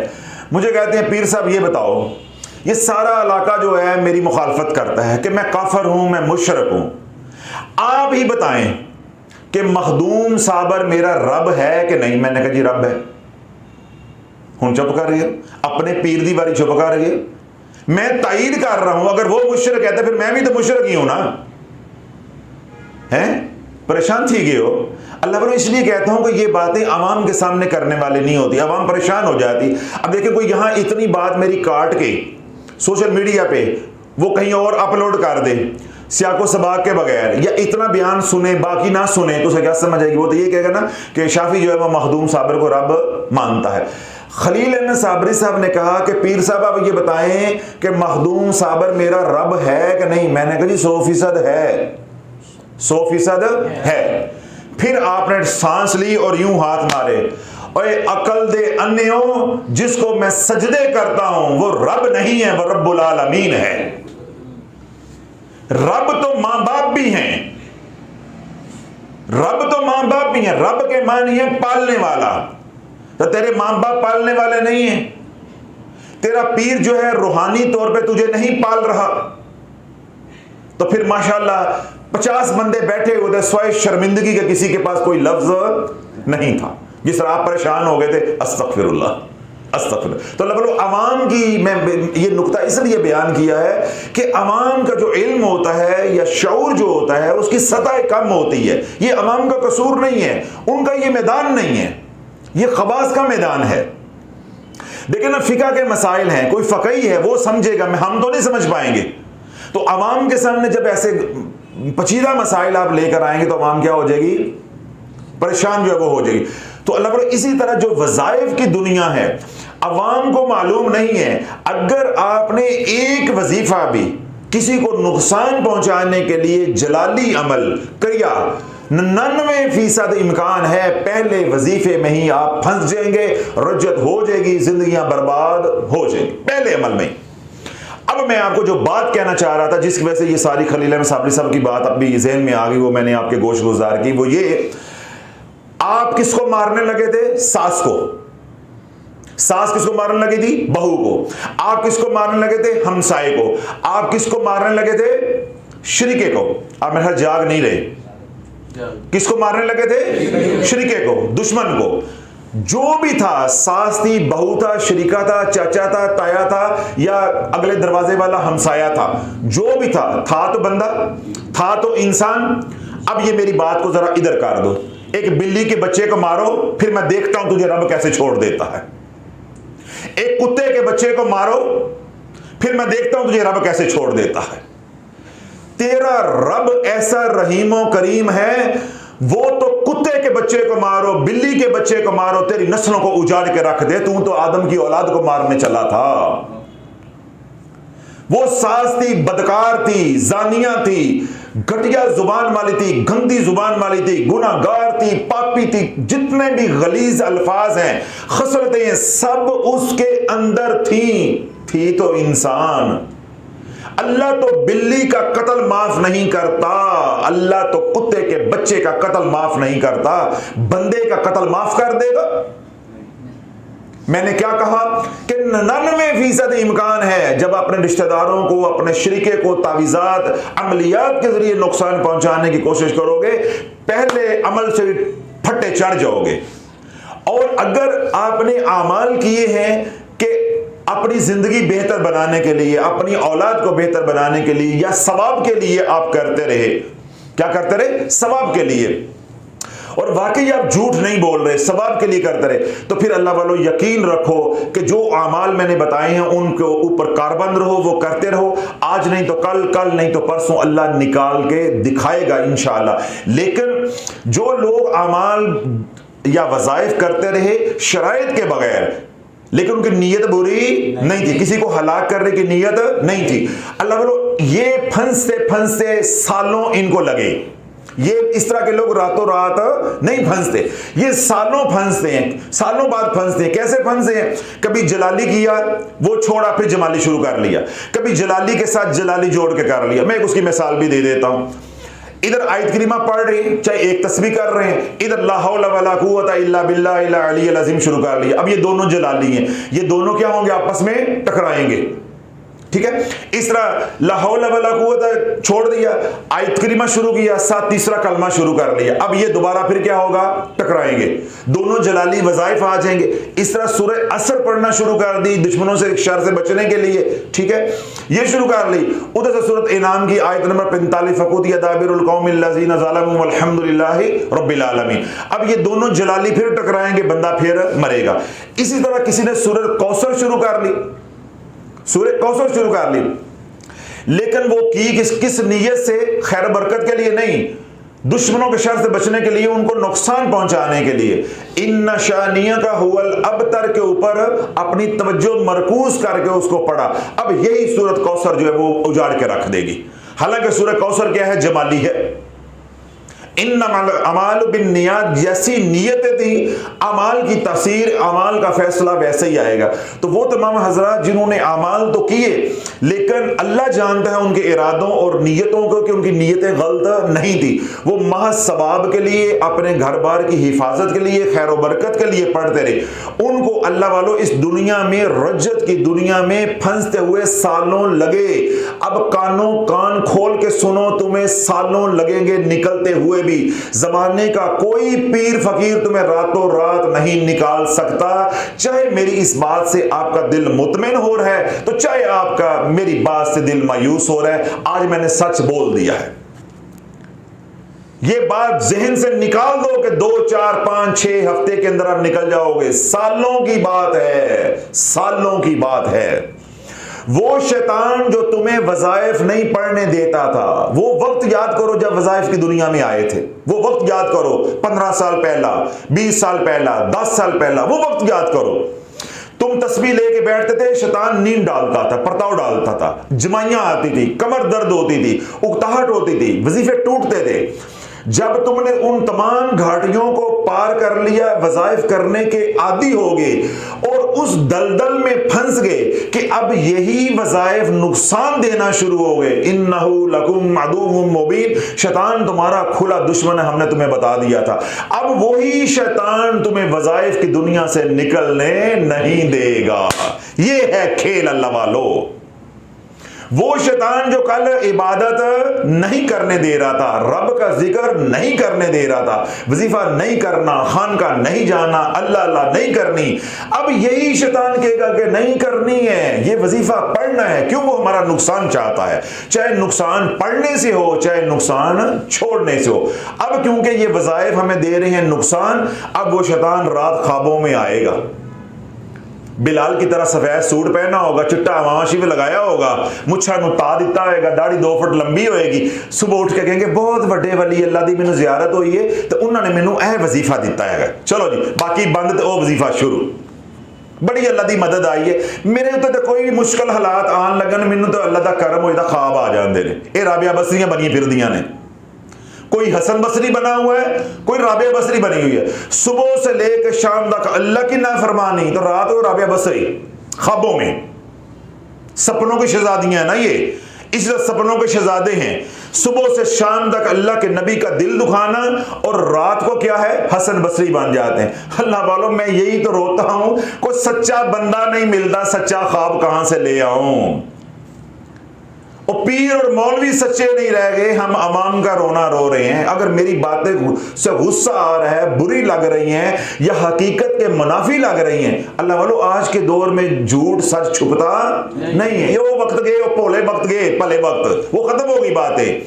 मैंने क्या बात अभी कही है कि सच्चा बंदा मिलता नहीं, ख्वाब कहां से ले आओगे। ये वो उम्मत है जो कमली वाले के बारे में ख्वाब घड़ घड़ के सुनाती है, ये वो पाकिस्तानी कौम है।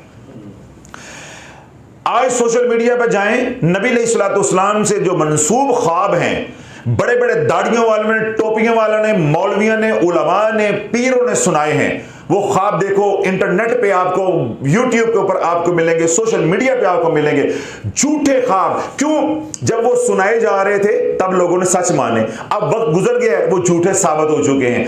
आप उन ख्वाबों को सुनो, आप दीवारों को टकरे मारोगे कि या अल्लाह जो उम्मत इस नहज में पहुंच गई, अपना अजाब नाज़िल क्यों नहीं करता, अजाब नाज़िल क्यों नहीं करता।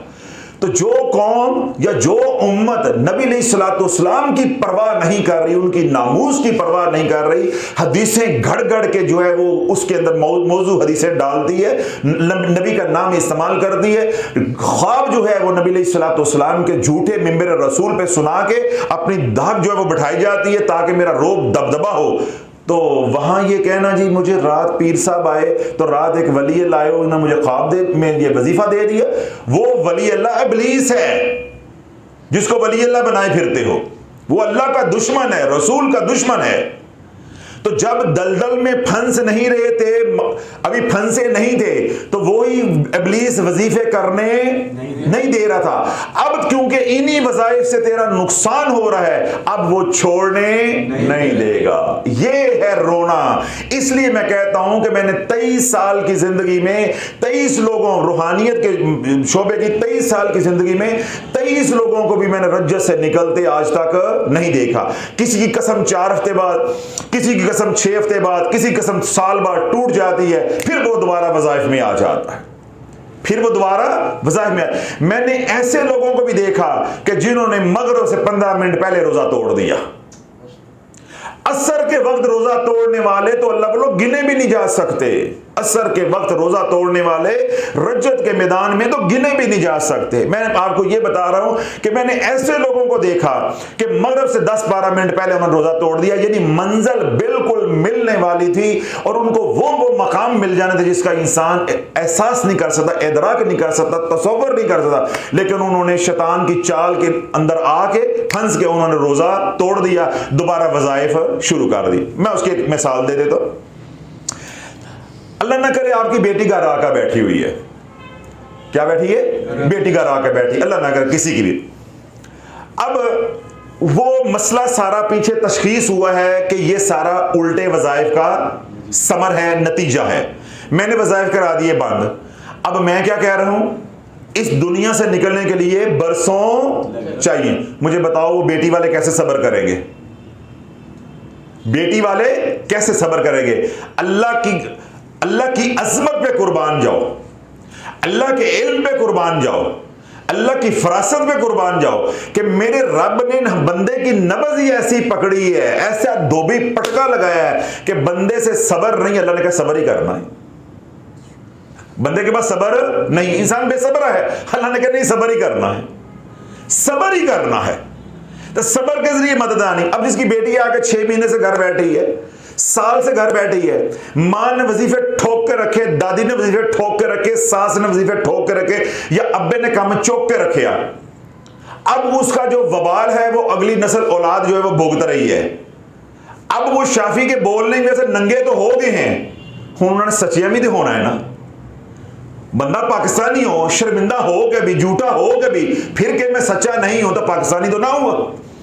अब उन्होंने क्या करना है कि 4 महीने 6 महीने मेरी बातों के ऊपर सब्र करेंगे, उसके बाद अंदर खाते पोला जी एक वजीफा शुरू कर लेना बेच, चलो मैं तस्बीह फातिमा पढ़ना हो सदे ना हो चल, या मैं ये काम कर लो। फिर क्या है, माशरा नहीं छोड़ता, हम लोग जालिम नहीं छोड़ते। हम कहेंगे इतना अरसा आके बैठी है, और साढ़े पीर को लेके जाओ। साड़ी कुड़ी भी आके बैठी, साढ़े पीर ने नजर की थी, घर चली गई सी है, पता चले पीर ने नजर करके अपने घर बुला ली से, वो उधर ख्याल नहीं करना। फिर ये जालिम माशरा भी ये चूंचे मारता है। अगर वो इस्तकामत का मुजाहरा करेंगे भी तो हम जालिम लोग उनको इस्तकामत पे रहने नहीं देंगे। हम उनको जो है वो बेसब्री की तरफ लेकर जाएंगे, उनको चूंचे मार मार के उसके पास जाओ, उसके पास जाओ, हमारे साथ ये हुआ था, हम फलां जगह गए थे, कर्म हो गया था। अब क्या होगा, वो 6 महीने 8 महीने 1 साल शाफी की बातों पे भरोसा रखेंगे, यकीन करेंगे, 6 महीने बाद 8 महीने बाद कसम टूट जाएगी। फिर उन्होंने कोई वजीफा कर लिया तो 10 साल और पीछे। तो फिर मैं क्या कहता हूं, 500-600 साल मामूली बात है, 8-10 नस्लें मामूली बात है। फिर शाफी ने यह बात बंद कमरे में हुजरे में नहीं कही, पूरी उम्मत के सामने रखी है, पूरी उम्मत के सामने रखी है, और पूरी जिम्मेदारी के साथ रखी है कि मुल्तान नहीं, पाकिस्तान नहीं, पूरी दुनिया ये मैदान है तुम्हारे पास, घोड़ा भी तेरे पास है। वक्त आज का नहीं, कल का नहीं, परसों का नहीं, क़यामत तक का वक्त दे रहा हूं। कोई तुझे ये बता दे तुझे है क्या, उसके जूते होंगे, हमारा सर होगा, हम सर पे सजा के चलेंगे कि इस बंदे ने तेरी तशखीस कर दी है। रज्जत से निकालना, रज्जत का इलाज करना, ये तो बड़ी दूर की बात है। सिर्फ कोई ये बता दे तेरे पेट में दर्द क्यों है, तेरी बेटी घर आके बैठी क्यों है, तेरा कारोबार तबाह हुआ क्यों है, तेरे घर में ला इलाज बीमारियां क्यों है, तेरे घर में झगड़े क्यों हैं, तेरे घर में रिस्क की तंगी क्यों है, बस ये क्यों का कोई जवाब दे दे, वो हमारा मुर्शिद है, वो हमारा हादी है, वो हमारा लजपाल है। हम उसकी अजमत को सलाम करेंगे, अजमत को सलाम करेंगे। हां, जो बताने वाले हैं वो नजर नहीं आते, भूल जाओ। हमें सब कुछ पता भी था तो 10 साल हमने हवा लगने दिए, 12 साल हमने हवा लगने दिए, और अब भी बोल रहे हैं तो किसी के कहने पे बोल रहे हैं, वरना जो हो रहा होता रहे, जो होता है होता रहे। अब देखो, अगर मैं बोल रहा हूं तो कलील तबका सिवाय उसके बाकी कोई बात मान रहा है, तो बुजुर्गों को सामने आके क्या जलील होने की जरूरत पड़ी है। सारी जिंदगी मुत्तकी बन के गुजारी, तकवे के वाली जिंदगी गुजारी, इज्जत वाली जिंदगी गुजारी। अब आखिरी दिनों में वो सोशल मीडिया पे सामने आके इन राजों से पर्दे उठाएं, क्या उम्मत ने मान लेने? जो हराम पे लग गई है, जिना पे लग गई है, बदकारी पे लग गई है, जो सूद पे लग गई है, क्या वो मान? इस उम्मत की अब इस्लाह नहीं है, अब अजाब का वक्त हुआ चाहता है, अब अजाब का वक्त हुआ चाहता है। अल्लाह बोलो, ये दीनदार तबका, मजहबी तबका, उसकी शक्ल दिखा रहा हूं, उसके लिए कह रहा हूं कि अजाब का वक्त अब हुआ चाहता है। अब हक और बातिल की तफरीक का वक्त हुआ चाहता है, अब बिल्कुल वक्त कलील रह गया हुआ है, इसलिए हुज्जत पूरी कर रहे हैं। कल ये ना कहीं हमें किसी ने बताया नहीं था। तो अल्लाह बोलो, गोश गुजार ये कर रहा हूं, अर्ज ये कर रहा हूं, हाथ ये जोड़ रहा हूं कि जो कहा है अल्लाह के हुक्म से कहा है, आपके भले के लिए कहा है, सब्र कर लो, शाफी की बात पे भरोसा रखो, सब कुछ छोड़ छाड़ के जिन हालात के अंदर भी अल्लाह ने रखा, अल्लाह का शुक्र अदा करो। 5 काम करो, नमाज की पाबंदी, दुरूद पाक, इस्तिग़फ़ार, नजरों की हिफाजत और रिज़्क़ हलाल कमाओ। जिन हालात में भी हो, बेटी आके बैठी है, कारोबार तबाह है, जादू है, बीमारी है, जो भी है, सालों लगेंगे सब्र के बाद भी निकलते। वो जो गुल खिलाए हुए हैं वो जो गुल खिलाए हैं, वो गुल के जो पत्तियां उड़ गई हैं, उन पत्तियों का रंग वापस लौटते सालों लगेंगे। ये रज्जत से निकलना महीने, 2 महीने, 4 महीने, 6 महीने, 8 महीने का खेल नहीं है। 18 साल वज़ाइफ किए हैं, 18 महीने तो सब्र कर ले। 25 साल वज़ाइफ किए हैं, 25 महीने तो सब्र कर ले। 1 महीना 1 साल का भी कफारा हो तो जितने साल तबाही फैलाई है उतने महीने ही सब्र कर ले। बाकी फिर वही बात, सजदे में सर रख के अल्लाह से मांगो, सजदे से उठने से पहले अल्लाह नवाज दे, ये आपका और अल्लाह का मामला है। ये इधर हम बात नहीं कर रहे, हम बात कर रहे हैं मुशाहिदे की, तजर्बे की और असूल की। तो अल्लाह बोलो, जब इन हालात में आप फंस गए कि आपने वज़ाइफ तो किए थे लेकिन आपकी नीयतें बुरी नहीं थी, असल में आपको ये बात कहना चाह रहा हूं, तो अल्लाह वालों भरोसा रखो, अल्लाह की रहमत पे भरोसा रखो, शाफी ने जो कहा है उस पर भरोसा रखो। अल्लाह तुम्हें वो मंजिल देगा कि तुम्हारा यकीन नहीं होगा, तुम्हारा गुमान नहीं होगा, वहां वो गुमान में भी वो मंजिल नहीं आएगी। अल्लाह सारे पिछले गिले शिकवे दूर कर देगा। बेशक गलती हुई है, अल्लाह की रहमत बड़ी वसी है, अल्लाह की मग़फ़िरत बख्शिश बड़ी वसी है। अल्लाह तुम्हें तमाम कमियां कुताहियां जो तुम्हारे अंदर थी उनको भी दरगुजर फरमाएगा और अल्लाह वो इनामात देगा, वो बदल देगा कि तू आश कर उठेगा। वला सौफ़ युअतीका रब्बुका फतरदा। अल्लाह इस आयत मुबारका का फैज़ान अता करेगा जो अल्लाह ने वादा अपने महबूब के साथ किया है। इसी आयत का फैज़ान आएगा कि तू सब्र का दामन ना छोड़। अगर सब्र का दामन छोड़ दिया, फिर मैंने खुल के आज बता दिया है कि तेरा कोई पुरसान हाल नहीं है। चाहे तू इधर आ तो चाहे उधर आ, चाहे तेरी बेटी 50 साल घर बैठी रहे, तू पढ़ वजीफे। मैं तो डंके की चोट पे कह रहा हूं, कोई ढूंढ मलंग, कोई ढूंढ मलंग, कोई ढूंढ मजजूब, कोई ढूंढ वक्त का कुतुब और गौस तेरी बेटी को, तेरे कारोबार को रज्जत से निकाल दे, तेरे घर से बीमारियों को निकाल दे, तुझे तकलीफों से निकाल दे। 3 दफा चेहरे पे हाथ फेरा है, वो वक्त का इमाम होगा, हम उसके हाथ पे जाकर बैयत करेंगे, उसके मुरीद होंगे। पूरी दुनिया के सामने कह रहा हूं, कोई तुझे निकाल दे, कोई तुझे इस तकलीफ से निकाल दे, तुझे तकलीफ से जो निकालने का जरिया है सिर्फ मेरे कमली वाले की गुलामी है। बस मदीने वाले की नजर हो गई, तेरा काम बन जाएगा। तेरे आंसू ऐसे छलक पड़े, अल्लाह को अदा पसंद आ गई, तेरा काम बन जाएगा। बाकी कोई पीर फकीर कोई कुछ नहीं कर सकता, कोई कुछ नहीं कर सकता। ये कहने का मेरा हरगिज मतलब नहीं है कि कोई कुछ नहीं कर सकता, मैं करता हूं। भाई मैं तो खुद कह रहा हूं कि मैनू फोन ना करो, खुदा दे वास्ते मैं कुछ नहीं कर सकता। मैं अपनी तो सफाई दे रहा हूं कि कहीं घूम के कोई ले आए बात इस पे कि हजरत साहब जो है वो अपने कहने के मैं बड़ी पहुंची सरकार हूं तो उम्मत में इस वक्त कोई और है नहीं है। भाई मैं यही तो रो रहा हूं कि मैं कुछ नहीं कर सकता, और जो उम्मत में हैं वो तुम्हें मिलेंगे नहीं। ये नहीं है कि उम्मत में है नहीं, अगर उम्मत में कोई मुआलिज नहीं है तो उम्मत फना ना हो जाती, क्या क़यामत बर्पा ना हो जाती। हर बीमारी का इलाज है, लेकिन तुम उस इलाज तक पहुंचोगे नहीं है। अल्लाह बोलो, जिस तरह कैंसर है, कैंसर का इलाज क्या है? पहले आपका ऑपरेशन होगा, अल्लाह ना करे कैंसर हो गया, पहले क्या होगा? ऑपरेशन, फिर आपको कीमो लगेगी, फिर आपको रेडियोथेरेपी होगी। ये 3 ही मरहल होते हैं। आधे जो पहले लोग हैं वो इलाज इतना महंगा है वहीं से भाग जाते हैं कि हमारे बस की बात नहीं है। कुछ जो है ऑपरेशन के दौरान मर जाते हैं, कुछ ऑपरेशन का उनका ऑपरेशन ही बिगड़ जाता है, कामयाब नहीं होता, कुछ वहीं से निकल जाते हैं। कुछ कीमोथेरेपी लगती है, उनका जिस्म तबाह हो जाता है, बाल गिर जाते हैं, बुरा हाल हो जाता है, वो वहीं मर जाते हैं, हिम्मत छोड़ जाते हैं, या कीमोथेरेपी इतनी महंगी है कि वो इलाज नहीं कर पाते। कुछ जो है वो जाके रेडियोथेरेपी पे लमलेट हो जाते हैं, हिम्मत हार जाते हैं। तो कैंसर के मरीज क्या है? इल्ला कलील बचते हैं, वो भी वो बचते हैं जो ग्रेड 1 पे होते हैं, स्टेज 1 पे होते हैं। तो ये जो रजत वाले हैं ये तो 15वीं स्टेज थे, यानी 10 साल से कम को बोलता ही नहीं है। 10 साल तो मामूली सी बात है जी, मैं 10 साल से वजीफे पढ़ रही हूं। बच्चियां जिनके रिश्ते नहीं हो रहे उनकी हिस्ट्री लो, 10 साल से पढ़ रही रिश्ता नहीं हो रहा, 9 साल से पढ़ रही रिश्ता नहीं हो रहा, और माए बहनें, सास माए ये और बुजुर्ग 35-35 साल, 40-40 साल। अल्लाह वालों, अब सबर के अलावा कोई तुम्हें इस दलदल से निकाल नहीं सकता। और जो बात आज मैं आपको नुक्ता आज आपको देना चाह रहा हूं वो ये कि जब सबर कर लोगे, 2 दरवाजों पे दस्तक देते रहो। शाफी के कहने पे एक बाबू सलाह और एक बाबू सबर, नमाज का दरवाजा, नवाफल पढ़ के अल्लाह से मदद मांगो, फर्ज नमाज पढ़ के अल्लाह से मदद मांगो, और सब्र के साथ तो अल्लाह की मदद आके रहेगी। अल्लाह का वादा है, इन्नल्लाह मअस-साबिरीन, इन्नल्लाह युहिब्बुस साबिरीन, अल्लाह सब्र करने वालों के साथ भी है। और दूसरा रब क्या फरमाता है, इन्नल्लाह युहिब्बुस साबिरीन, अल्लाह सब्र करने वालों के साथ बेशक मोहब्बत करता है।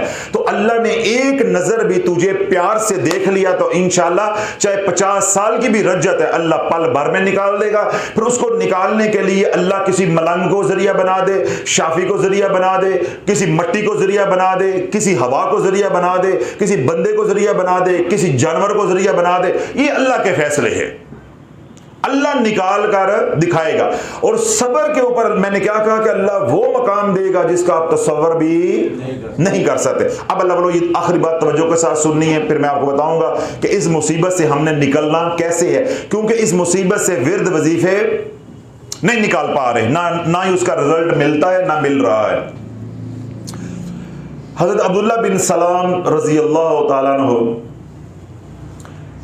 सैयदना उस्मान गनी रजी अल्लाह अन्हु के पास गए। ये उन अयाम की बात है जिन दिनों में सैयदना उस्मान गनी रजी अल्लाह अन्हु को बागियों ने मासूर किया हुआ था, मुक़य्यद किया हुआ था महल के अंदर, आपके घर के अंदर।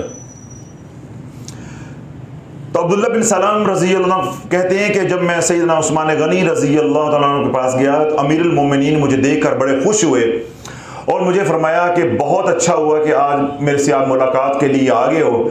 आज मेरा दुनिया में आखिरी दिन है, आज मेरा दुनिया में आखिरी दिन है।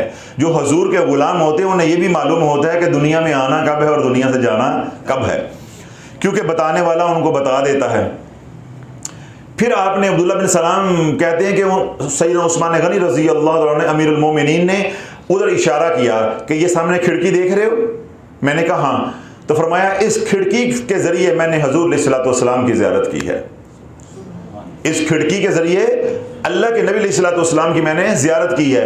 तो अल्लाह के नबी अलैहिस्सलातु वस्सलाम ने मुझे इशारा फरमाया कि उस्मान, बागियों ने जो है तेरे घर का मुहासरा किया हुआ है, तुझे मुक़य्यद किया हुआ है और तुझे शदीद प्यास से है, ले मैं तेरे लिए पानी लेकर आया हूँ, मैं तेरे लिए पानी लेकर आया हूँ। तो अल्लाह के नबी अलैहिस्सलातु वस्सलाम ने एक डोल पानी का इस खिड़की के जरिए मेरी तरफ किया। वो पानी मैंने जो है वो पिया। खुदा की इज्जत की कसम है कि अभी तक उस पानी की ठंडक को मैं अपनी छाती और अपने शानों में महसूस कर रहा हूँ। और मेरी प्यास ऐसी अब बुझी है कि अब मुझे प्यास नहीं लग रही। हजूर की गुलामी है, हजूर की गुलामी है। ये जो मैं इतना चीख कर आया हूं, मैंने क्या कहा है कि कोई माई का लाल तुम्हें रज्जत से नहीं निकाल सकता। ये ना समझो कि मैं कह रहा हूं कि कोई नहीं निकाल सकता तो मैं निकालूंगा। भाई मैं तो खुद हाथ जोड़ रहा हूं आपसे, अपनी जान छुड़ाने के लिए तो ये बयान कर रहा हूं। तुम्हें कोई निकाल लेगा इस मुसीबत से तो हजूर की गुलामी निकाल लेगी, कमली वाले की निगाह निकाल लेगी, अल्लाह की रहमत निकाल लेगी। तो अब सैयदना उस्मान गनी रजी अल्लाह तआला किस मुसीबत के अंदर हैं, किस आजमाइश और तकलीफ के अंदर हैं कि सारे रास्ते बंद हो गए हैं। अल्लाह वालों, जिन्होंने अल्लाह के साथ बनाई होती है, जाहिर के रास्ते बंद भी हो जाते हैं, अल्लाह वहां से मदद भेजता है जहां तेरा गुमान भी नहीं होता। जब तू अल्लाह को मना लेगा सब्र और नमाज के जरिए, अल्लाह तुझे इस बंद गली से, रज्जत की गली से, इस कैंसर से अल्लाह ऐसे निकालेगा कि तेरा गुमान भी नहीं जा सकता। तो सैयदना उस्मान गनी रज़ी अल्लाह फरमाते हैं कि मैंने वो डोल में से पानी पिया तो खुदा की इज्जत की कसम है कि अब तक मुझे प्यास महसूस नहीं हो रही और उस पानी की ठंडक मैं अपनी छाती और शानों में अभी तक महसूस कर रहा हूं। फिर अल्लाह के नबी अलैहिस्सलातु वस्सलाम ने इरशाद फरमाया कि उस्मान, बागी जो है तेरी जान लेने के दर पे हैं। अब ये तू बता कि हम तेरी मदद के लिए आए, तुझे मदद भेजें, या तू रोजा हमारे साथ इफ्तार करना चाहता है। अब ये तेरे ऊपर है, अब ये तेरे ऊपर है। मदद चाहिए तो हम मदद करते हैं, तुझे इस मुश्किल घड़ी से हम निकाल देते हैं। और अगर तू हमारे पास आना चाहता है तो रोजा फिर हमारे पास आके इफ्तार कर ले। तो उस्मान गनी रज़ी अल्लाह अन्हु अर्ज़ करते हैं कि या रसूलल्लाह, मैं आपके पास हाजिर होना चाहता हूँ, मैं रोज़ा आपके पास खोलना चाहता हूँ, इफ्तार करना चाहता हूँ। तो अल्लाह ये 35 हिजरी का वाक़या है, 35 हिजरी का वाक़या। उस्मान गनी रज़ी अल्लाह ने फरमाया, अब्दुल्लाह बिन सलाम रज़ी अल्लाह मुखातिब करके, कि मैं फिर ख्वाब से बेदार हुआ तो मैंने अपनी अहलिया को बताया कि मेरे जाने का वक्त आ चुका है। अब ये अब्दुल्लाह बिन सलाम रज़ी अल्लाह को एक तरफ कर दें, अब आगे बात सुने। अमीरुल मोमिनीन हज़रत उस्मान गनी रज़ी अल्लाह तआला ने अपनी अहलिया को मुखातिब किया कि बीबी अल्लाह वाली जाने का वक्त आ गया है। कमली वाले ने इशारा दे दिया है, मेरे पास सामने दो रास्ते रखे हैं, अगर दुनिया में रहने चाहते हो तो हम मदद बेचते हैं, इस मुसीबत से निकल जाओगे, और अगर हमारे पास आना चाहते हो, रोज़ा हज का हमारे साथ खोलना चाहते हो तो हम मुंतज़र हैं, आप हमारे साथ अफ्तारी करो आगे। तो मैंने दूसरा रास्ता जो है वो मुंतखब किया कि मैं कमली वाले के पास जाना चाहता हूँ। तो आपने अपने 20 गुलामों को आज़ाद किया। जब बीवी ने ये सारी बातें, अहलिया ने, ज़ौजा ने ये बातें सुनी, वो ज़ारों को तार रोने लगी और उन्होंने तसल्ली दी कि आप अमीरुल मोमिनीन तसल्ली रखें, बागी इस हद तक नहीं जाते। लेकिन फैसला तो अर्शों पे हो चुका था, फैसला तो अर्शों पे हो चुका था। तो उस्मान गनी रज़ी अल्लाह ने अपनी अहलिया से कहा कि वो कपड़े आज मुझे दो जो पहले मैं कभी पहने नहीं थे। पहले कपड़े अपने लिए पहनता था, आज कमली वाले से मुलाकात के लिए पहनने हैं, आज मुलाकात होनी है, तो मुझे वो लिबास दो जो पहले मैंने कभी इस्तेमाल नहीं किया। तो आपकी अहलिया ने पजामा और जो कुर्ता है जो पहले कभी आपने इस्तेमाल नहीं किया था, यानी जो नया था, वो आपको दिया, आपने गुस्ल किया, आपने वो कुर्ता जो है वो पहना, वो लिबास पहना, और कुरान मजीद का जो नुस्खा आपके पास था वो आपने सामने रखा। इधर जागते रहिएगा, वो नुस्खा आपने अपने सामने रखा और कुरान की तिलावत में मशगूल हो गए। उधर बागियों ने घर की दीवार जो है, महल की दीवार जो है वो फलांगी और आके आपके ऊपर हमला आवर हो गए और आपको नेज़ों और खंजरों के साथ आपको शहीद कर दिएगा। जब खून के फवारे जो है वो उड़े और आपका खून जो है वो कुरान मजीद के उस नुस्खे के ऊपर जाके गिरा, और जिस आयत को उस्मान गनी रज़ी अल्लाह अन्हु के खून ने रंगा, यानी उसको सुर्ख कर दिया, वो आयत सूरत बकरा की फसयक्फिकहुमुल्लाहु वहुवस समीउल अलीम, फसयक्फिकहुमुल्लाहु वहुवस समीउल अलीम। अल्लाह क्या फरमाता है, बंदे तेरे लिए तेरा अल्लाह काफी है, मेरे लिए मेरा अल्लाह काफी है, उसकी मदद काफी है, बेशक वो सुनने वाला है और सब कुछ जानने वाला है। तो अल्लाह बोलो, जब तुम्हारे ऊपर ऐसी मुसीबत आ जाए कि सारे दरवाजे बंद हो गए हैं, रज्जत वो बीमारी है जिसने सारे दरवाजे क्या कर दिए हैं, बंद कर दिए हैं, ना वजीफा ना दुआएं। लोग क्या कुरलाते हैं, हजरत साहब तहज्जुद की दुआएं कबूल नहीं होती, तहज्जुद की दुआएं कबूल नहीं होती। अब सारे रास्ते क्या हो गए हैं, बंद। तो अल्लाह बोलो, जब सारे रास्ते बंद हो जाएं तो फिर इस आयत मुबारका का विर्द करो, अल्लाह वहां से मदद भेजेगा जहां तेरा वहमो गुमान भी नहीं है। अगर तुम महज ये कहे कि मैं सूरत तारक के जरिए, मैं वज़ाइफ के जरिए, सूरत अबासा के जरिए, सूरत बकरा के जरिए या किसी और वजीफे के जरिए रज्जत से निकल जाऊंगा, शाफी ने खोल के बता दिया, ए पोलच ना रहना, ए पोलच ना रहना। ये गलतफहमी निकाल दो कि ये जो लगाई हुई है हाथों की, ये दांतों से खुलेंगी अब, और इतनी ये मजबूत हो गई हुई है कि ये खुलेंगे नहीं, दांत टूट जाएंगे जब तक अल्लाह की मदद जो है वो नहीं शामिल हाल होती। तो अल्लाह की मदद को पुकारने के लिए जो आमाल आप पहले से कर रहे हैं, जो जिसको हमने बताए हैं, चाहे वो सूरत तारक पढ़ रहा है, सूरत तौबा पढ़ रहा है, दुरूद पाक पढ़ रहा है, इस्तग़फ़ार कर रहा है, इज्तिमाई अमल में शामिल है, सूरह मुज़म्मिल कर रहे हैं, वगैरह वगैरह, जो जो आमाल आप कर रहे हो, या आप हमारे से वाबस्ता नहीं भी हैं, किसी और के बताए हुए आमाल कर रहे हो, अपने आमाल को जारी रखो और इस आयत मुबारका को 70 बार सुबह और 70 बार शाम पढ़ना नहीं है, मंगता बनना है, पढ़ना नहीं है, पढ़ने से काम नहीं बनेगा, अपने यकीन का अदा करना है, यकीन अपना अल्लाह की बारगाह में पेश करना है। फसयक्फिकहुमुल्लाहु वहुवस समीउल अलीम, ऐ अल्लाह तू ही मेरे लिए काफी है। मुझे जमाने के पीरों ने जवाब दे दिया, आज शाफी ते बड़ी उम्मीद सी, शाफी ने भी हाथ चुक दिते ने, है अल्लाह अब हम कहां जाएं। पहले 4 दिन तक शाफी भी कहता रहा ठीक हो जाओगे, पोला पोला हमें चलाता रहा। आज तो उसने खुल के बता दिया है कि सालों की गिरा लगी हुई है, साल ही लगने हैं खुलने पे। अल्लाह मेरी जवान बेटी घर बैठी है, मैं साल इंतजार करूं, मेरे घर खाने को नहीं, या अल्लाह मैं सालों इंतजार करूं, या अल्लाह मैं सालों से बीमार हूं, मेरा कोई पुरसाने हाल नहीं, मैं सालों इंतजार करूं। ऐ अल्लाह तू करीम है, रहीम है, मुझे पल भर में निकालने पे तू कादिर है। तू शाफी का पाबंद नहीं है, पीरों का पाबंद नहीं है, वजीफों का पाबंद नहीं है, तवीज़ों का पाबंद नहीं है। ऐ अल्लाह तू मुझे पल भर में निकाल दे ताकि मैं जमाने को बताऊं कि मैं वजीफों के बगैर निकल आया हूं। मेरा रब वजीफों के बगैर निकालने पे भी कादर है। जब उसका कर्म हो जाता है तो वो वजीफों का पाबंद नहीं है, वो जिसको चाहे निकाल दे, उसे कोई पूछने वाला नहीं है। तो अपने रब को यूं मनाना है, रब को मनवा के फैसला अपने हक में करवाना है। वरना मैंने खुल के बता दिया है, जमीन माशरा, ये पाकिस्तान की जमीन, ये तो छोटी सी बात है। मैंने क्या कहा, दुनिया तेरे पास है, मैदान तेरे पास है, घोड़ा तेरे पास है, और वक्त क़यामत तक है तो निकल के दिखा।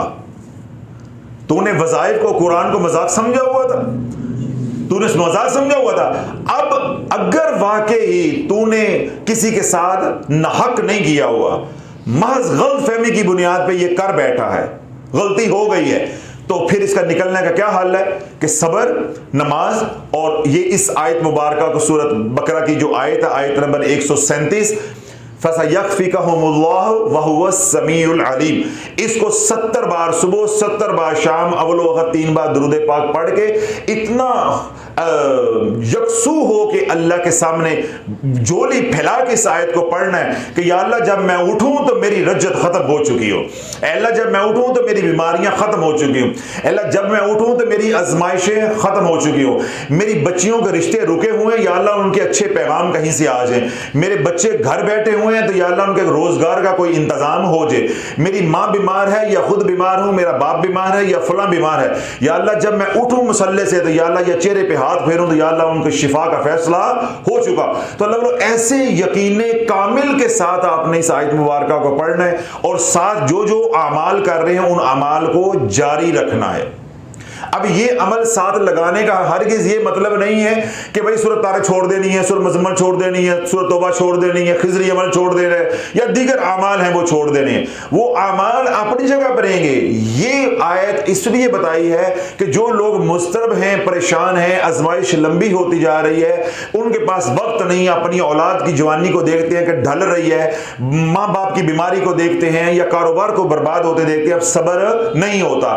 तो अल्लाह की रहमत को झंझोड़ने के लिए, अल्लाह की रहमत को मतवज्जे करने के लिए ये आयत का साथ अमल मैंने बताया है। ये वो तमाम हजरात जो किसी भी मुसीबत में फंसे हुए हैं, चाहे वो रज्जत के मरीज नहीं भी हैं, किसी भी मुसीबत में अल्लाह की मदद को फौरन पाने के लिए, तलब करने के लिए जो अमल है वो क्या है, फसयकफिकहुमुल्लाहु वहुवस समीउल अलीम। इस आयत को 70 मरतबा सुबह, 70 मरतबा शाम पढ़ें, अव्वल वक्त 3 बार दुरूद पाक। और इसको पढ़ने का जो तरीका है वो क्या, अगर तो आपने फर्ज नमाज पढ़ ली है, ठीक है, फर्ज नमाजों के बाद पढ़ सकते हैं, यानी ईशा और फजर के बाद पढ़ सकते हैं। फिर यह कि अगर फजर नमाज, फर्ज नमाज जो है वो पढ़ ली है, और अगर उसके बाद आप 2 रकत नमाज नफल पढ़ते हैं तो उन नफलों के अंदर आप नियत कर लें सलातुल हाजत की। जिस तरह इशराक के नफल पढ़े तो उसमें नियत कर लें सलातुल हाजत की, ऐसे ही आपने इशा की नमाज पढ़ी, उसके बाद 2 रकत नमाज की नियत कर लें सलातुल हाजत की। तो फर्ज नमाजों के बाद पढ़ लें। और अगर आप कहते हैं कि इस अमल को सातवां गेर लग जाए, यानी ये अमल और पुरतसीर हो जाए, तो 2 रकात नमाज सलातुल हाजत का एहतमाम करें। सलातुल हाजत कैसे पढ़ी जाती है, मुकम्मल बयान तलाश चैनल के ऊपर अपलोड है, वहां से थोड़ी देर के लिए सुन लें, तरीका समझ आ जाएगा। सलातुल हाजत पढ़ें, उसके बाद कमली वाले पे दुरूद पढ़ें, दुरूद पढ़ने के बाद आप 70 मरतबा पढ़ें, फसयकफिकहुमुल्लाहु वहुवस समीउल अलीम, अव्वल वक्त 3 बार दुरूद पाक। तो किसी यकीन के साथ कि आज फैसला होकर रहेगा, आज कट्टी कट्टा निकल के रहेगा। जिस तरह वो हमें डस्का वाले कह रहे थे ना, हजरत साहब घर वाले ने कहा कट्टी कट्टा कट के आना है, तो आज इसलिए फिर मैंने कट्टी कट्टा निकाल दिया है कि भाई साढ़े दिन रहना, जागते रहना। खुल के बता दिया है कि मुझे जिच नहीं करो बार बार फोन करके, मैसेज करके, हजरत साहब हुआ नहीं है, हुआ नहीं है, हुआ नहीं है। भाई कोई और मसला होता मैं 100 उसके हल बताता। रज्जत के लिए सिवाय सबर और रियाजत सालों लगे हैं फंसते, और सालों लगेंगे निकलते। आज मैंने ये अमल अजाफी इसलिए बताया है कि अल्लाह निकालने पे आए तो ये पल भर में निकाल देगा। तो ये अल्लाह की मदद को तलब करने का ऐसा मुजर्रब नुस्खा है, इसको आजमाओ। तमाम वो हजरात जो मुसीबतों में फंसे हुए हैं, मैंने कहा चाहे वो रज्जत का इलाज कर रहे हैं चाहे वो रज्जत का इलाज नहीं कर रहे, तमाम हजरात इस अमल को कर सकते हैं। आप कोई भी वजीफा और कर रहे हैं, आपके ऊपर कोई परेशानी तकलीफ दुख आ जाता है तो आप इस अमल को कर सकते हैं। तमाम हजरात को इजाजत है, आप हजरात को भी इजाजत है, जो सोशल मीडिया पे बाद में सुने उन्हें भी इजाजत है। सुब्हान रब्बिका रब्बिल इज्जति अम्मा यसिफून व सलामुन अलल मुरसलीन वल्हम्दुलिल्लाहि रब्बिल आलमीन।